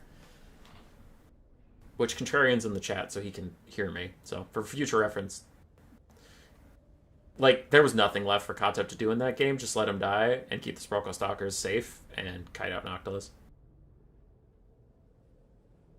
Had to save the DJ booth. Yeah. I think you could have triggered army losses, but only with the Sepulchral Stalker shooting Noctilus. Because in melee, he would just be killing more stuff than he was taking damage, so the balance power would actually get better for the coast. Yeah. GG's, though. GG's. Alright, we haven't seen any Beastmen today, but there's some Wood Elves versus Lizardmen. We haven't seen... okay. We haven't seen Vampire Coast. Okay. We gotta do this one. Come on now. Hayseed versus Kudaki. Warriors of Chaos versus Vampire Counts. Now, there is a very famous replay on my channel of Hayseed fighting the Vampire Counts, but they had a Blood Dragon Lord, and Kolek got like 5,000 value, and it came down to like the last swing, so it was huge. Let's see if this one is nearly as epic. High bar to live up to. And already I'm noticing a difference. That is a Strigoi Lord on foot. Strigoi Ghoul King. On the ground with his Crypt Ghoul summon, Invocation Hack, Soul Blight, and Spirit Leech. Then we have Graveguard and Skeleton Warriors for a frontline of Vampire of Death. Ooh, with also 3 spells. Soul Blight, Spirit Leech, and Purple Sun. Alright, so one thing. Before anybody yells at me, I saw there was double flash bomb earlier. That's fine. I think because that's not a single use ability, so I think that's fine. This, you can't have 2 of the same spell. I acknowledge that. It's also a new player tournament, so we're very chill about the rules. But just a heads up there, if Kudaki is out there listening, generally in our tournaments we don't allow duplicates of the same spell. Just a heads up. Also, more of a tactical note, I don't think that's a good thing anyway. Taking 7 spells between 2 casters is way too many spells you're paying for. I don't think you'll ever get that much use out of 7 spells. I think the maximum amount of spells you should be bringing in a game is 3. That is the maximum amount I can see you getting use out of. Anyway, besides that, we have Vargeists, Karen Wraiths, Crypt Ghouls, and Crypt Horrors. The Vargeists are already rampaged down by the Slanesh caster, who has Hysterical Frenzy, Slicing Shards, and Pavane. We have Kolek Suneater, Hayseed's favorite Warriors of Chaos Lord as far as I'm aware. Summoners of Rage, some Marauder Horsemen throwing axes, then Marauders. Chosen of Khorne with dual weapons, Chosen of Khorne with halberds. Actually, Chaos Warriors Khorne with halberds. And a front line of Marauders. Already Vargeist is dead. Dead and gone. No way they get out of this. They're far too low. Even if they get back from this guy somehow, they'll just die to crumbling due to how much damage they took and how quickly they took it. Strigoi Lord's going to move up. Do their best. Respect to Hayseed for not bringing Harry here. It's true. Hayseed is a legend. Graveguard with their great weapons going to fight against the Chosen of Khorne. Anti-infantry and armor piercing can get some damage back, but the Chosen of Khorne are impeccably insane infantry melee combatants, so they will still win versus those armor-piercing infantry that might be okay trades. Strigoi Ghoul King with Bloodlust active is going to get to fight against Kolek Suneater. Kolek's anti-large is wasted on the Strigoi Ghoul King, who is a little infantry man, so that could actually be a problem for Kolek as he gets knifed in the side. He's now surrounded by Graveguard and attacked by two single entities, so actually one of the single entities is going to run away. They're both going to run away. They don't want anything to do with this. Skeleton Warriors and other Skeleton Warriors getting crushed by this flank overload from the Warriors of Chaos, but on the other flank, it looks like the Vampire Counts are doing quite well. We have one triple gold Chevron Chaos Warrior with Halberd still holding, but all of the Marauders have been routed on the top side. So, the Counts won the left flank, the Warriors of Chaos won the right. Chosen Khorne with their dual weapons have already taken half HP. As we said, they are beating the Graveguard, but it was not a one-sided trade. And now we even have Cairn Wraiths with their armor piercing coming in to say hello. They're currently attacking Marauders, but they could switch their focus onto the Chosen Khorne rather quickly. The Soul Blight is out to reduce the stats of the Marauder Horsemen throwing axes.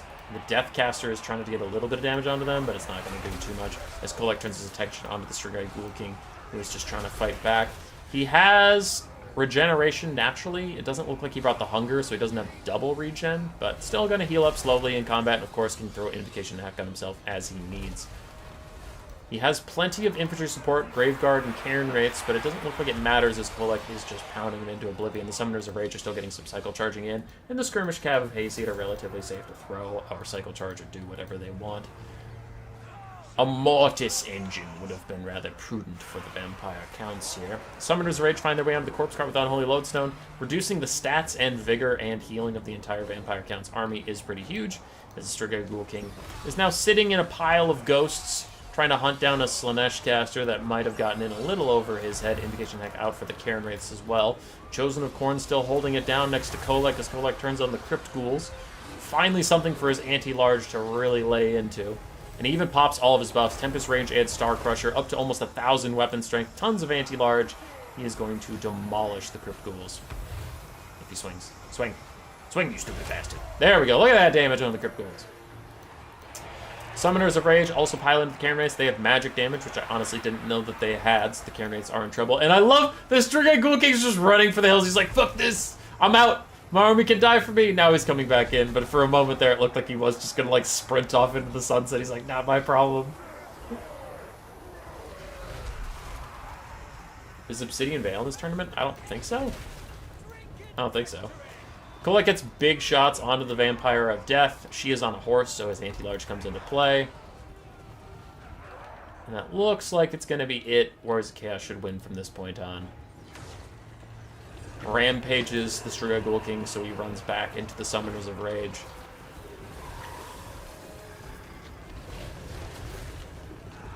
And that is army losses.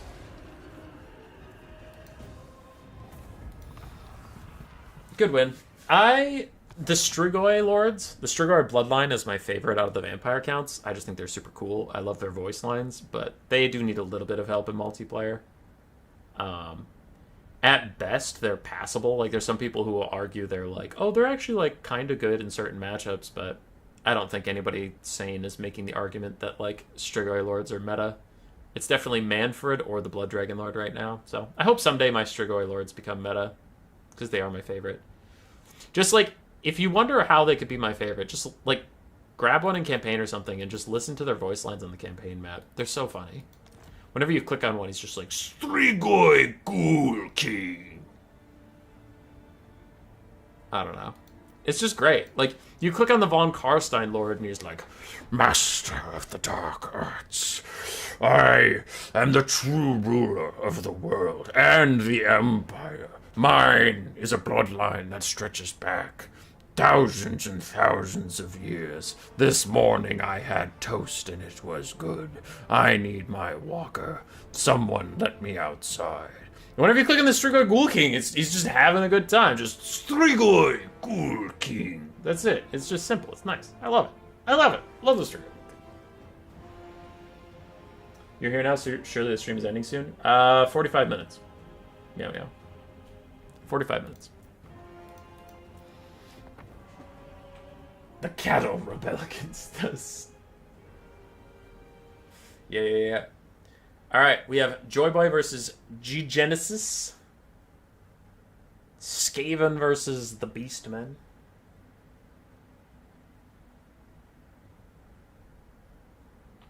Conquest of 500 tickets, rules, ban Dwarves. Just that, no Dwarves. Pog. Best tournament in the entire game. Alright, Beastmen versus Skaven, and the Beastmen went with a mass vanguard off to one flank, trying to disorient the Skaven. While the Skaven figure that out, we have Gutter Runners for a front line, Skaven Slave Spears, Storm Vermin Halberds, Eshin Triads, a couple Poison Globes here and there, Rat Ogres, Lord Skrulk, and a Packmaster. Lord Skrulk bought Pestilent Breath and his summon. On the other side, for the Beastmen, Ungor Spearman Herds and Ungor Herds across the front line, 3 Archers on the top side, a Beasts Caster with Curse of Honor here, Flock of Doom, and Wiston's Wild Form. We do have a Wargore, haven't seen a lot of them, plus Tuskor Chariots, so a little bit of a chariot crew. And then a bunch of Centaurs of Tzeentch and Harpies on one flank. Very creative Beastman build, you'll love to see it. Skaven reforming lines as the Beastmen close in around them, trying to close the noose for now. Taking their time to set up. I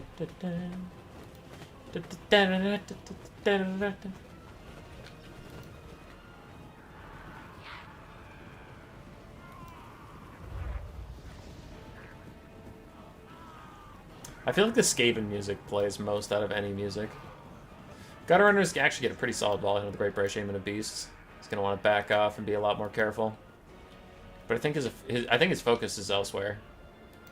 Like, he's probably trying to organize this big surround, but he's just getting shot in the side while he does so.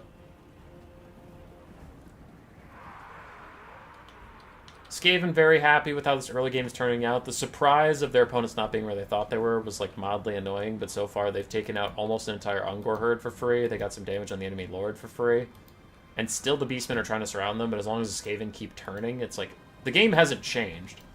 They're being flanked on the left and back, and now they're being flanked on the left and front. It's like, oh, okay. We turned correctly now. Skrulk is wandering out. I think he's trying to throw a summon down in the archers, but when the Centaurs of Tzeentch get involved, he decides that might not be the best idea, and he's now going to run away. But there's the summon he wanted to throw out just to go disrupt some of the archers. Meanwhile, on the side, Rat Ogres and Storm Vermin Halberds. Oof, Storm Vermin getting involved with these Centaurs is going to be really bad for the Beastmen. But Storm Vermin Halberd, Rat Ogres, and his Gutter Runners getting good damage out on the Centaurs. Packmaster comes out to say hello, contributing his terror to the mix, though none of these Centaurs are even close to low enough that terror would matter right now. Skaven's still feeling good about this early game. Harpies did get a nice little flank off, but they haven't found their way onto any of the globes. They're just fighting random things like Storm Vermin or Skaven Slave Spears. Now, to criticize the Skaven a little bit, we do have a lot of AFK units in the back that do need to be moving up. Meanwhile, globes get a good throw onto a blob. Liber Bubonicus onto the Centaurs of Tzeentch. Good damage onto those guys, just pushing them further back. Skaven feeling pretty good. Globe's going to throw at these Centaurs of Tzeentch, who also lost attack orders right in front of them. Big old damage, and they are gone. Gone, baby, gone. Wargore and his chariots trying to get away from the brood horror that is chasing them down. That is not a target they want at all. These chariots got to find their way into the back line somehow and cause some disruption, but I guess there's 2 Rat Ogres sitting back there that could trap them up at any moment.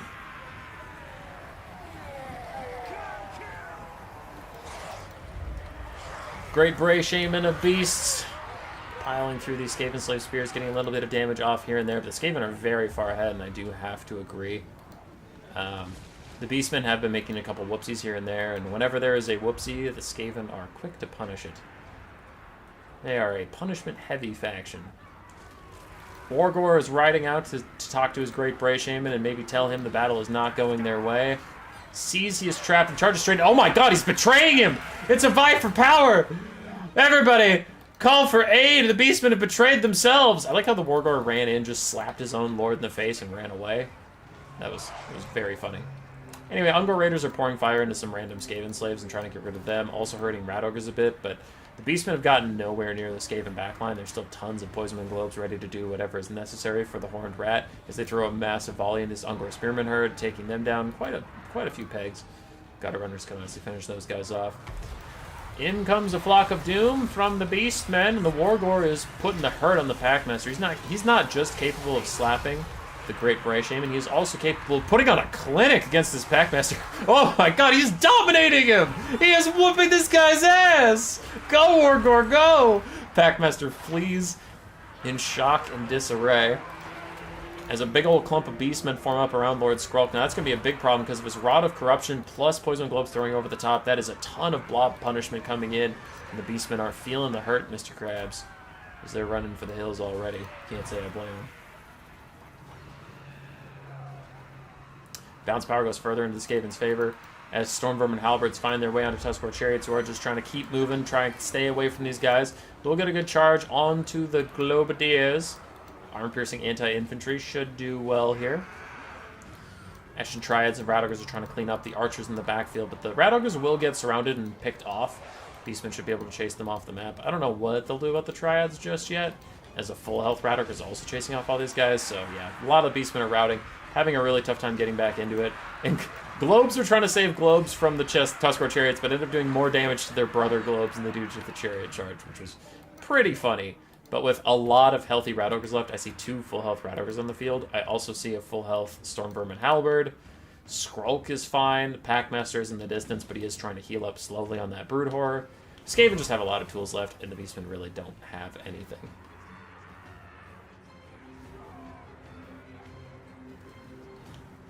For once, the Packmaster also runs when it's warranted. Yeah, normally that guy just runs for literally no reason. In the interest of time, since we are running out of time, I don't want to cast more replays. I think this one is doomed. I am just going to fast forward through it, but I think the Beastmen are too far behind to get any wins in. As the Wargor actually completely bodies Lord Skrulk, but army losses saves him. I know that was at ×3 speed, but yeah, that Wargor hit him like 3 times and knocked him on his ass. 1650 value for the Wargor. Damn. That guy was bringing it. The rest of this build really struggled versus the Skaven, but the Wargor was putting it on his back. Well played, Joy Boy. Sorry to skip through the end, but it was looking over and just kind of dragging on as both sides need to reform lines. And we're running out of time. Do want to cast some more replays if possible. So what do we got? We do have to cast the finals. We might have to cut one of these games. There's Dwarves versus Cathay. There's Skaven Dark Elves. And there's Lizardmen Wood Elves. Alright, let's do Lizardmen Wood Elves first. La Pruna versus Falling Star. Luna bringing a Fire Slan, if I'm not mistaken. 2 Chameleon Stalkers, 2 Chameleon Skinks, 2 Saurus Warriors, 3 Skink Cohorts with Javelins, 2 Cold Spear Riders, 3 Skink Cohorts. Class-Stun Hunters, Supernatural ROR, and a Revivification Crystal for a little bit of healing. On the other side, we have 2 Waywatchers I saw. Double Waywatcher, 1 Gladeguard Starfire Shafts to reduce that healing. A Zote for a little bit of arm piercing, Great Stagnite also for arm piercing, then a bunch of Eternal Guard, 1 Wildwood Ranger, a Life Caster with just regrowth, and a Glade Lord with a Helm of Discord up on his dragon.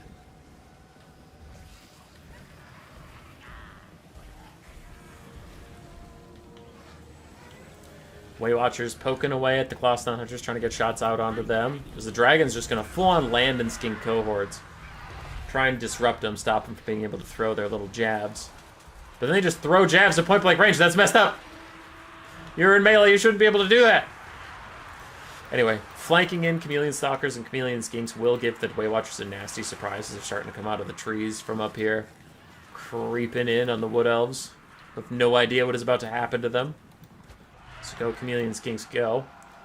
Meanwhile, the front line is getting messed up, but there's a Burning Head down the line. Should do a lot of damage. Yeah, half HP off that Eternal Guard. Does it curve into the Wildwood Rangers? It does. Then does it curve back out? It also does. Lizardmen, truly blessed by the gods of RNG, as that curved perfectly to do maximum damage. Chameleon Skinks lose their plot, so they don't quite get to the Waywatchers, but they are shooting at them. And Chameleon Stalkers get in here, trying to throw their little grenades into the other Waywatchers, getting actually a lot of damage out as they're going to jump in. Oxyotls Best, a unit that I don't remember if I put them in my top 5 worst, but I might have. No, I put the Red Crested Skinks in instead, but they're close to my top 5 worst. Overcast Regrowth trying to save these guys, but they are on fire, so that healing is reduced by quite a lot. Wood Elves very behind in the balance of power as that Lizardman Burning Head massacred the front line. It was very brutal. Great Stag Knights trying to hold up the front, but they are taking a lot of damage for doing so. It looks like the Zotes are going to have to take up that mantle instead as the Dragon Lord tries to save the Waywatchers in the back. Other Waywatchers escape from the Skinks for now, getting a couple shots in here and there, though they have taken a lot of damage. The second Waywatcher is also already routing. In come the Zotes. Earth, Blood, and Flesh to Stone, trying to keep them nice and healthy as they fight on top of Saurus Warriors. Ooh, and Coldwind Spear Riders countercharging them. The Zotes will try and hold. That is a lot of bodies they are dealing with. Wood Elves everywhere else are fleeing. Only one Eternal Guard stands and fights next to its Lord. Meanwhile, Great Stag Knights peel some of the Skinks. And Chameleon Skink's going to beat up on the Spellsinger of Life, who is trying to push them back, but definitely overestimated her damage potential, as Chameleon Skinks are now just going to mess her up something fierce. And Slan of Fire is chilling in the back, not worried at all, as Wildwood Rangers somehow ended up behind the Lizardmen lines. The side charge for Coldwind Spear Riders. I don't know how well it'll do. I generally have a low expectation of Coldwind Spear Riders, but I mean, if you get a free rear charge, then sure, why not? Rev Crystal chucks out a heal somewhere for something. Don't fully know what it was healing, but something. This poor Glade Lord on his dragon, man, he just wants to live his best life, but he can't. Waywatchers on the run once again, this time from flying pterodactyls. Firing as they go, but not doing too much damage. The other Waywatchers are back and attempting to get a little bit of shots in here and there. 61 out of 90 models. Ooh, this is a Glade Guard. It's not a Waywatcher, but still, 61 out of 90 models. Actually, a lot of DPS left for them. It's over 2/3. Ripperdactyls look like they are done with this shit. Probably going to rear charge the Eternal Guard, get them to rout, and then kill off the Spellsinger of Life as well, which is a really solid play. But they are instead going for the Spellsinger first, the Eternal Guard second. Want to rout her before she gets a regrowth off onto herself, I suppose. So no healing, no Lord. Not Lord. No healing, no mage for the Wood Elves. And they are trying to return the favor. Diving on the Slan Mage Priest with a dragon. Helm of Discord down, plus a beautiful charge in from the rear on the Zotes. Half HP in the blink of an eye, and he is still taking damage. A Panic Banishment to try and push off the Zotes, but honestly, that might peel his own Saurus and Skinks. Oh, thankfully for him, it goes inwards, not outwards, because if it went outwards, it would kill all these guys. It's really not doing that much damage to the Zotes. Really big Lord Snipe out from the Wood Elves. I think it is far too little and far too late for them, as Coldwind Spear Rider is going to come in and save the Slan. But that was a lot of damage and a really nice play, even from a losing situation. But there go the Zotes. Dragon Lord is now surrounded. The Slan is back. He should be able to get to safety, and then a Rev Crystal will heal him up, just like that. We have a couple Wood Elf units coming back here and there, but it's really not going to be that much. Nice Burning Head. Trying to get these Eternal Guard to rout due to a leadership debuff, and then it'll curve into these Glade Guard and do the same. So while it doesn't do the most damage to either one, it was just to rout them both, and that's actually pretty sick.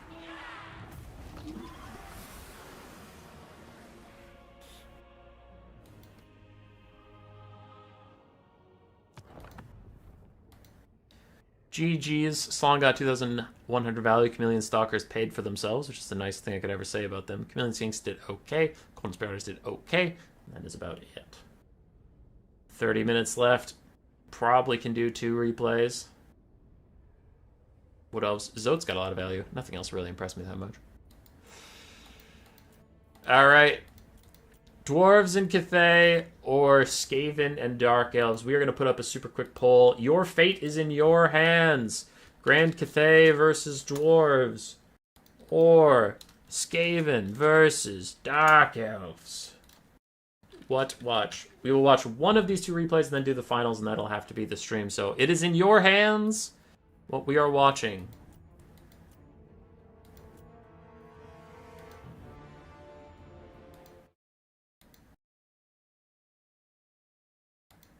What are we doing here?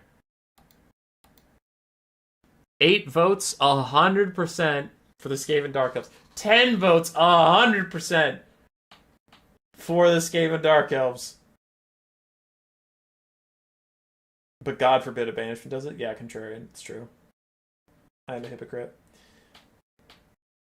12 votes! No one's going for the Dwarves of Greg. 13. Now it's just funny. Now I just want to see if we can seriously get like 20 votes and no one votes for Greg Cathay Dwarves.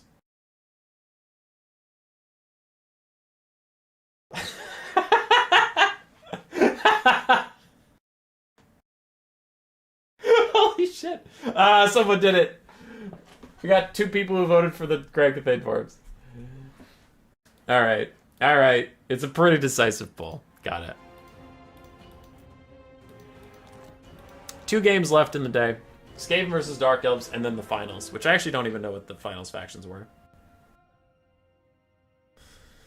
Contrarian Codex versus Twist. This is a rematch. These players played earlier. Not in this matchup, but they did play earlier. If I remember correctly, I think it was Tomb King's Vampire Coast.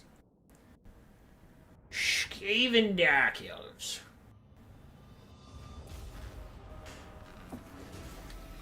For the Skaven, more gutter runners, as they are typically bringing these days after the buffs. 2 night runners as well in the front, a little different there. Avalanche mortars, Icket's Zap Zap, and then a bunch of Skaven slaves and clan rats. We have Icket Claw on foot once again with Howling Warpeel and Cleansing Ruin, then some Rat Ogres for some peeling. Sounds good? Sounds good. Aside for the Dark Elves, we have Harpies, we have Shades. Shades are currently stocked, but as soon as they are not stocked, they will be the target of the Avalanche mortars for sure. Dread Spears, Witch Elves, a Bloodrack Medusa, a Deathcaster with Aspect of the Dread Knight, or is that Doom and Darkness? It's Doom and Darkness. Doom and Darkness is Spirit Leech, and then Lokir Fellheart on his dragon. Shades are sighted. Shades are going to die a horrible, horrible death. Oh, they're moving. They might dodge.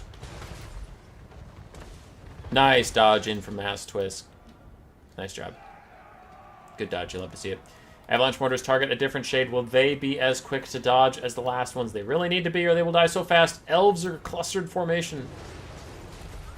They tried to dodge, but somehow the Skaven tracking followed them back into the Dread Spheres, getting 2 for 1 value instead. It was a good attempt to dodge, though. It was a good attempt. Skaven tracking OP. Warp Lightning Cannon is still punishing the Bloodrack Medusa by a lot. And the Avalanche Mortars making mincemeat out of the Witch Elves on the advance. My God. Cleansing Ruin out onto Lokir Fellheart. Skaven doing so much damage on the advance. Can the Dark Elves even get in range to stop the madness, stop the violence, stop the bloodshed? Why does it have to happen to the Witch Elves? Oh, they're all dead. Jesus Christ. In comes the Dark Riders, trying to get past the Rat Ogres, trying to get past Icket Claw and get onto the Avalanche Mortars. Lokir Fellheart lands. There is a Howling Warpgale trying to lock him in place, but he already landed where he wanted to, so he is exactly where he needs to be. The Crows of Cain and Dark Riders also moving up, but man, the Dark Elves have lost a lot of forces on the advance. Shade's getting a shot out onto the Rat Ogres. A little bit of damage here and there. Bloodrack Medusa is straight up dead and gone. Icket Zap Zap going to take her out. Sylphs and Dread Spears moving up. The Dark Elves have forgotten their Sorceress of Death. She is way out of range as they are busy doing everything else under the sun. And Lokir might be a bit too expensive, making them very thin, because it's looking like their roster is just so small that anything the Skaven take out is a significant chunk of the Dark Elf army. Shades almost deleted in 1 volley from the Avalanche Mortars. Even I didn't vote for my Cathay versus Dwarven game. Fallen. If I lost 2 games, I get out of the tournament 7 mod. We did have 2 people with perfect runs who have a tiebreaker. So yeah, to tie with them, you'd have to have a perfect run. But yeah. Lokir Fellheart still flying up above. Bounce power is heavily in favor of the Skaven at this point as the Howling Warpgale Overcast locks Lokir in place. I'm noticing Fallen is in chat, which makes me feel bad we only cast 1 of their games. You know what? You know what, Fallen? We're going to go get another game. We're going to go get another one. Lokir Fellheart, netted in place, getting shot by Zap Zap, getting hit by Gutter Runners. This game is over. This game is done. Fallen! Out of the replays you sent me, which one was the best? Which one was the best, Fallen? Hit me up. What do we got? We have Dwarves Cathay, Khorne Cathay, Lizards Cathay, and Slaanesh Cathay. I think I cast Lizards Cathay from you already. So what can I do for you? Fall.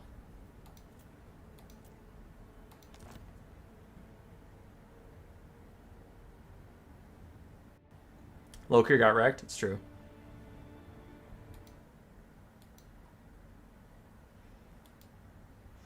I am checking some pings for a second. Bum bum bum bum ba bum ba bum bum.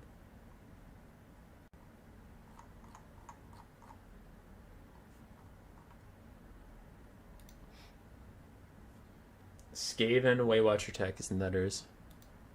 So let me save some of these replays.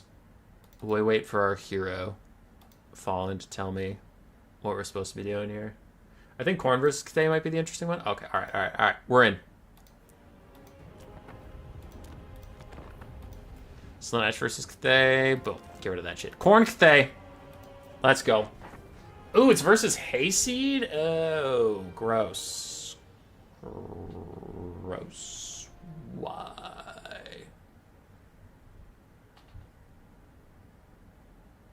Why would you fight Hayseed? See, here's the thing: is if you run into Hayseed, you should just surrender. He's too good. He's too fucking good. The man's cracked.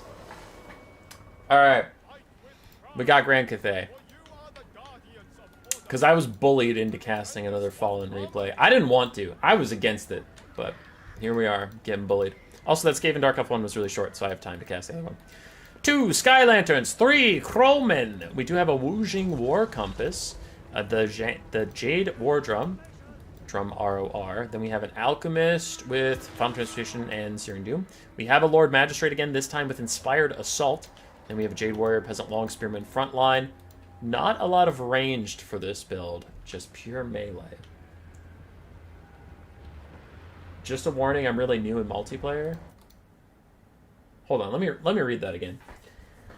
Just a warning, I'm really new in multiplayer and trying things out. You'll see a lot of new units from me.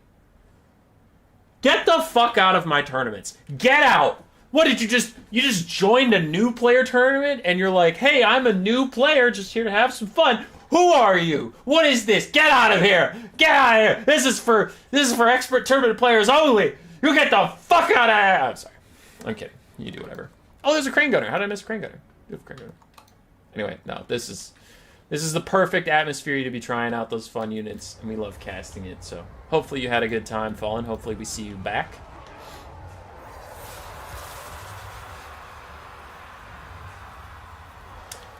Nice big final transmutation on the way in for the Hellforged host. Other Bloodletters also taking some damage. Croman running around with Furies, just having a bit of fun in the sky. I hope these Sky Lanterns just shoot at the Herald of Khorne the whole time and harass him as the Crane Gunners are going to shoot at Minos on the way in. But oh, the Hellforged host sneaky snuck their way through the front line. They found a gap and got straight on to the Crane Gunners. Oh, so much damage. Those are dead Crane Gunners. Those are the deadest Crane Gunners I ever done see. Onyx Croman coming back. Now, the Bloodletter frontline is taking some serious damage, but... ooh, look at that!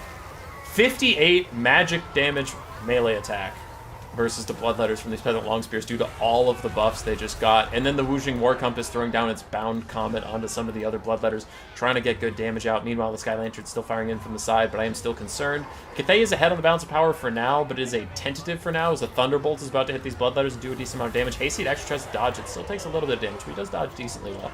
Woojing War Compass is about to die. Woojing War Compass having a bad time. Minotaur's cleaving through it. Hellforged Host also causing problems. Onyx Croman going to die for their efforts as well. The other Croman do need to rejoin the fight. It looks like they're coming back for now as the Warblimps continue to poke away. Lord Magistrate's actually holding on okay. Fury of the Fallen Blades. I have never seen that in my life. Oh, it's on the War Compass. Sorry, the War Drum. Huh. Okay. Can cause fear and magic damage. Cool. Cool, cool, cool, cool. Cathay actually holding relatively okay against the Bloodletter Rush. Not something I would have expected. I kind of thought the Bloodletters would body these fools. And the Alchemist does get bodied, dies instantaneously. Our Bloodletter throws out one last Searing Doom on her way out the door, but she is dead. Dead as hell. We do have some Bloodletters fading away in the distance. The Sky Lanterns moving back in. They're trying to provide their harmony, but a Sword of Khorne coming down right on top of two different infantry units. You love to see it, and bam! Big damage. These guys are out of here. Ooh, I do like that Fury of the Fallen Blades versus a demonic faction, though. Just giving some of your Jade Warriors and Peasants magic damage is pretty cool.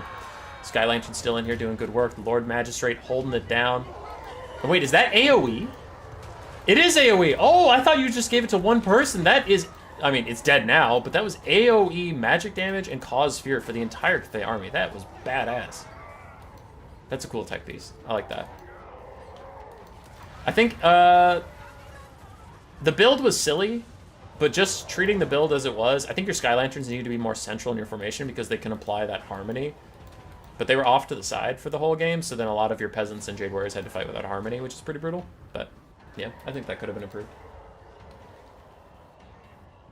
Is Final Transmutation versus good infantry, cav, or single entities? It's mostly single entities. It does okay versus everything, but it is mostly for single entities, yes.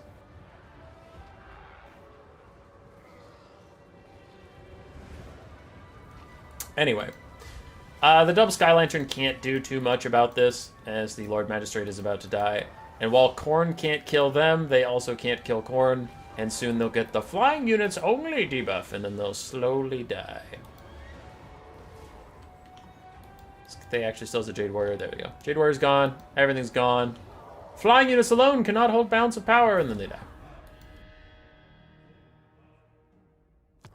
I had to take them to the side to dodge his Furies. I don't think that's true. Sky Lanterns, okay value. Crane Gunner's okay value too. It was a fun build. I had a good time. If you want to be like Fallen, Nephian, and any of our other wonderful combatants before we get into the finals and you all abandon me, you can join our thingy. Thingarino. There we go. I haven't done this pitch for a while, so I'm a little rusty. You can join our Discord. It's in the description of every stream and every video and everything. You can go to Give Radical Roll. Say, give me the Radical Roll. Once you get it, you get access to our Best of One practice pit. It's just a bot that matches you up like quick battles, but you can play against people in the Discord rather than randoms online. And if people are dicks to you, you can tell us, and we'll kick them out of the server forever. So most people behave, and they play cool games rather than like corner camping with dwarves or something like that. You also get access to our new player chat. Replays for coaches chat. It has slowed down quite a bit, but I'm hoping to get this going again where you can just post replays, even if it's from like quick battles, and some of our more veteran players can give you thoughts on your builds or thoughts on your micro or what you could have done better, things like that. We also have a list of coaches who provide help for any of the factions in the entire game. You can just message these people like, I am on the Empire. You know, you can just go to Empire. If you want to learn Empire, you can message me. I can give you lots of thoughts and insight on the Empire, give you some builds, stuff like that. Happy to help. Also, of course, we do have lots of wonderful tournament hosts hosting tournaments all the time. I know RTK has been doing a good number of new player tournaments as well. Tequila Sunset and Tactical Itch has been hosting some more for fun stuff. Lucinia's hosting some for fun stuff. There's also sweaty tournaments in here. But every week we do have new player tournaments. So yeah, there's lots of fun stuff to join our Discord, even if you are not a multiplayer Giga Chad. But if you are a multiplayer Giga Chad, you can always join the Vermin League. Best of 3 sweaty try-hard tournament games. We do have our Season 6 playoffs coming up soon. Placements locked for that August 31st. Then in September, we'll have some tournaments. If you are in the Gray Seer top of the top class, if you win the whole tournament, you get a piece of art with up to 3 characters. Chieftain, piece of art with 1 character. Storm Vermin is a Steam gift card for $25.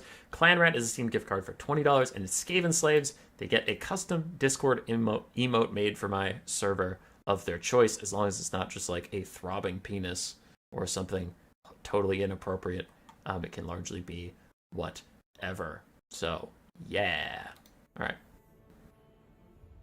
back to this. Let's wrap this shit up. Now, in the regular part of the tournament, we had 2 players who went 4-0, did not lose a single game. It was Hayseed and Trogdar the Flatulent. They had to do a tiebreaker to determine who wins new player tournament number 69. Nice.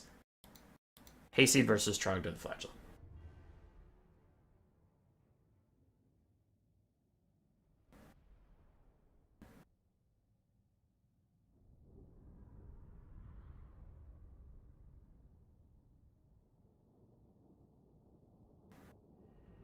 Meow meow, yeah, that's fine. Dude, that's fine.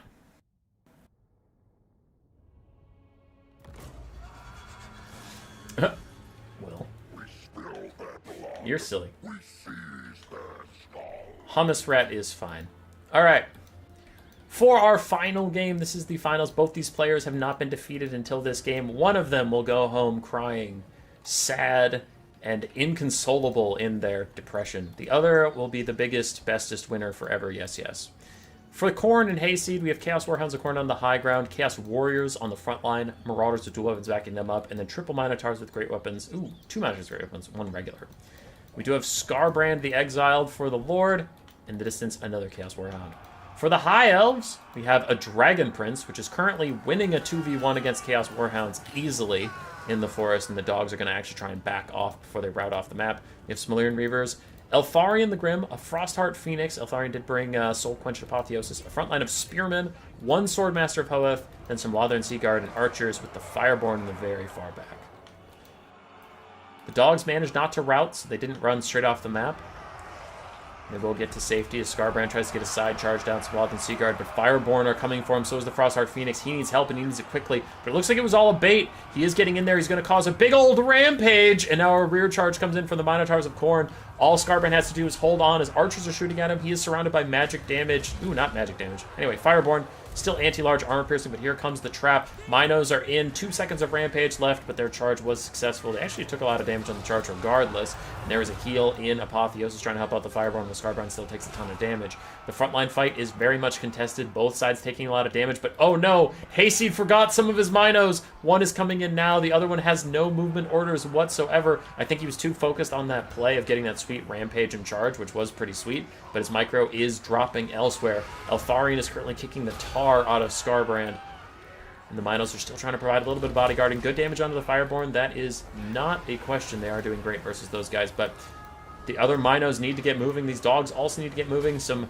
rare micro mistakes from Hayseed, but now Scarbrand is trying to carry the game. He's like, listen, if the weird lord in the sky that gives me orders isn't going to do this job, I'll do this job. Horn of Khorne is down, and he is smacking Eltharion around. The Frostheart Phoenix could do nothing but watch him die. The Scarbrand is smacking him. Keep going. He doesn't stop. He don't stop. Eltharion's taking so much damage, but he spends the time to throw an Apotheosis out, I think, onto his Fireborn instead of himself, as he continues to just get destroyed by Scarbrand.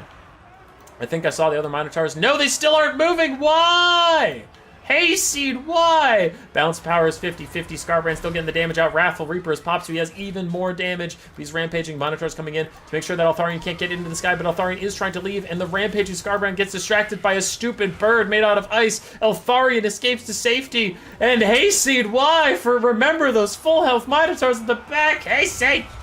Wait, wasn't there a tiebreaker? This is the tiebreaker. Frostheart Phoenix dying to Scarbrand. Eltharion actually dives back in, not allowing the Phoenix to die for his cause. He will die for his own cause. Scarbrand goes, fine, I'll just kill you too. Scarbrand is doing everything he can. He is putting on a clinic.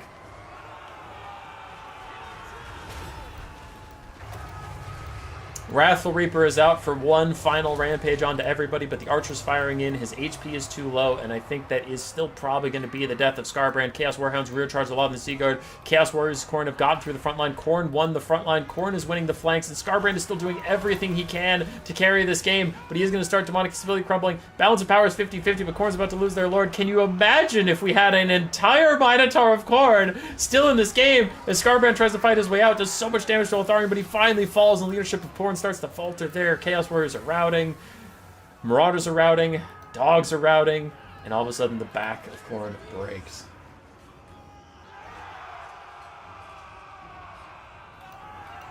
Still have Chaos Warriors of Khorne fighting it out. And now these Minotaurs get orders. I think he was so busy microing Scarbrand and all the surrounds and stuff that now that Scarbrand died, he finally took a look at the state of the map and goes, "Oh no! Full health Mino in the background." So we still have some dogs sweeping up the elves that route in the back area. We have a Dragon Prince that is very damaged, a Fireborn that is very damaged, Swordmaster of Hoeth with 200 kills, 1,200 value. Ooh, Swordmaster, go, Swordmaster, go. So Swordmaster's going to try and find these Chaos Warriors, but it looks like the Minos want to find them first. These are the anti-infantry armor-piercing version of Minotaurs, so they could kill the Swordmasters super quickly. Eltharion the Grim still fighting the good fight, and while the High Elves, I say, are advantaged on the battlefield, balance of power is 50-50, and I do have to say, they're not out of it just yet. This is a very healthy Mino of Khorne, and who knows what army abilities Khorne has in the background, so could have like a Horde of Khorne, maybe another sword. Was there a sword this game? I don't think there was a sword this game. Could have the Unbreakable Undying one for these guys, as it does look like the final fight is in. These Minos are the last real strength for Khorne. Took some damage. Now they've lost all their infantry support. They're taking more damage. I honestly wouldn't hate a tier 2 army ability for them just to keep them in the fight, keep them at 16 models. Now they're down to 14, but they're still fighting back. Killed the Swordmasters already. Forced the Fireborn to retreat, but the Frostheart Phoenix and Eltharion are going to hold them in place. That Mistwalker's Barrage every so often doing a lot of damage, and Chaos Warrior's still fighting next to them. Chaos Warhound's still around to chase off anybody who routes, and Khorne is getting a second win. More troops are coming back into this, but Eltharion with his annoying healing is going to heal back up. Minotaur's going to route here unless they get a tier 2 army ability. I know I'm talking about it a lot, but it could be very important. 11 models left for them, but can they go unbreakable at any moment? 2 leadership, they need it. If they're going to get it, it has to be now. It doesn't look like they will, and they route, and with that, I have to think that's GG. Is that the last real oomph that Khorne can put into this game? The Dragon Princes are a spent force. They are entirely dead, but with Eltharion and the Frostheart Phoenix, they should be able to just chase the rest of these guys off, heal up plenty, and they will be just fine.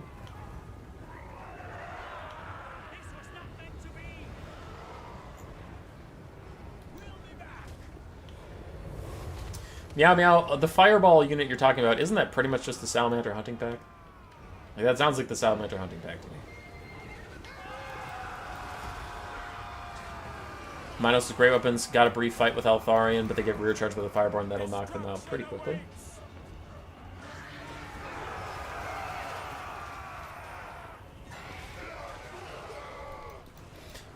Terror out in from the Chaos Warriors of Khorne, and that should be army losses here. A close game. I honestly think Hasty would have had it if you didn't forget those Minos, because like, look how close it ended up being in the late game. Look at these high health bars. Less than half health Frostheart Phoenix, like a quarter health Eltharion who's been healing a ton all game, and then an Illyrian Reaver is pretty much all that's left. Great tournament, man. Worthy of 69. Yeah. Another heal from Eltharion should trigger army losses. There it is. And that is a good finals. There's Relentless Rage onto some Chaos Warriors of Khorne, not the Minotaurs. I mean, he probably didn't have it at the time. It's not like... The High Elves honestly didn't have that high of a model count, so... When he was using Horns of Khorne, I imagine he just ran out of army passive. Oh, boy! GG's, lads. GG's! Trogdar the Fat... The Fat. I was going to say the Fatulent. Trogdar the Flatulent, graduating out of our new player tournaments. There will be no more Wood Elf Kite in our new player tournaments now that he is gone. He's advanced to the normal leagues. That is the thing with new player tournaments, if you haven't known that. The reward you get is just... You get the Bone Ripper roll, which signifies you've won a new player tournament in the past, and you can no longer play in them because you're not new. So Trogdar, he's too good for us. He's done with us.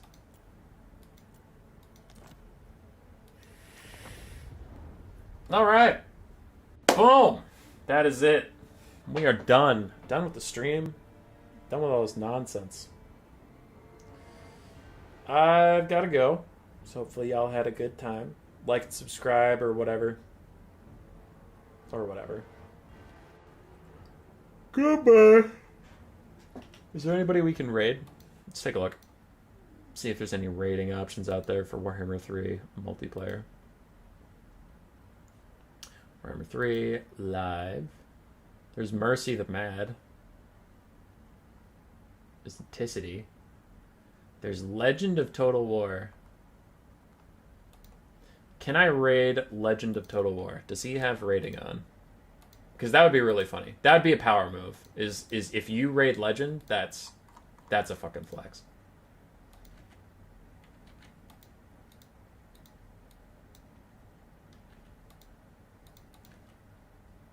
Yeah, we can raid Legend of Total War! Alright, go get him.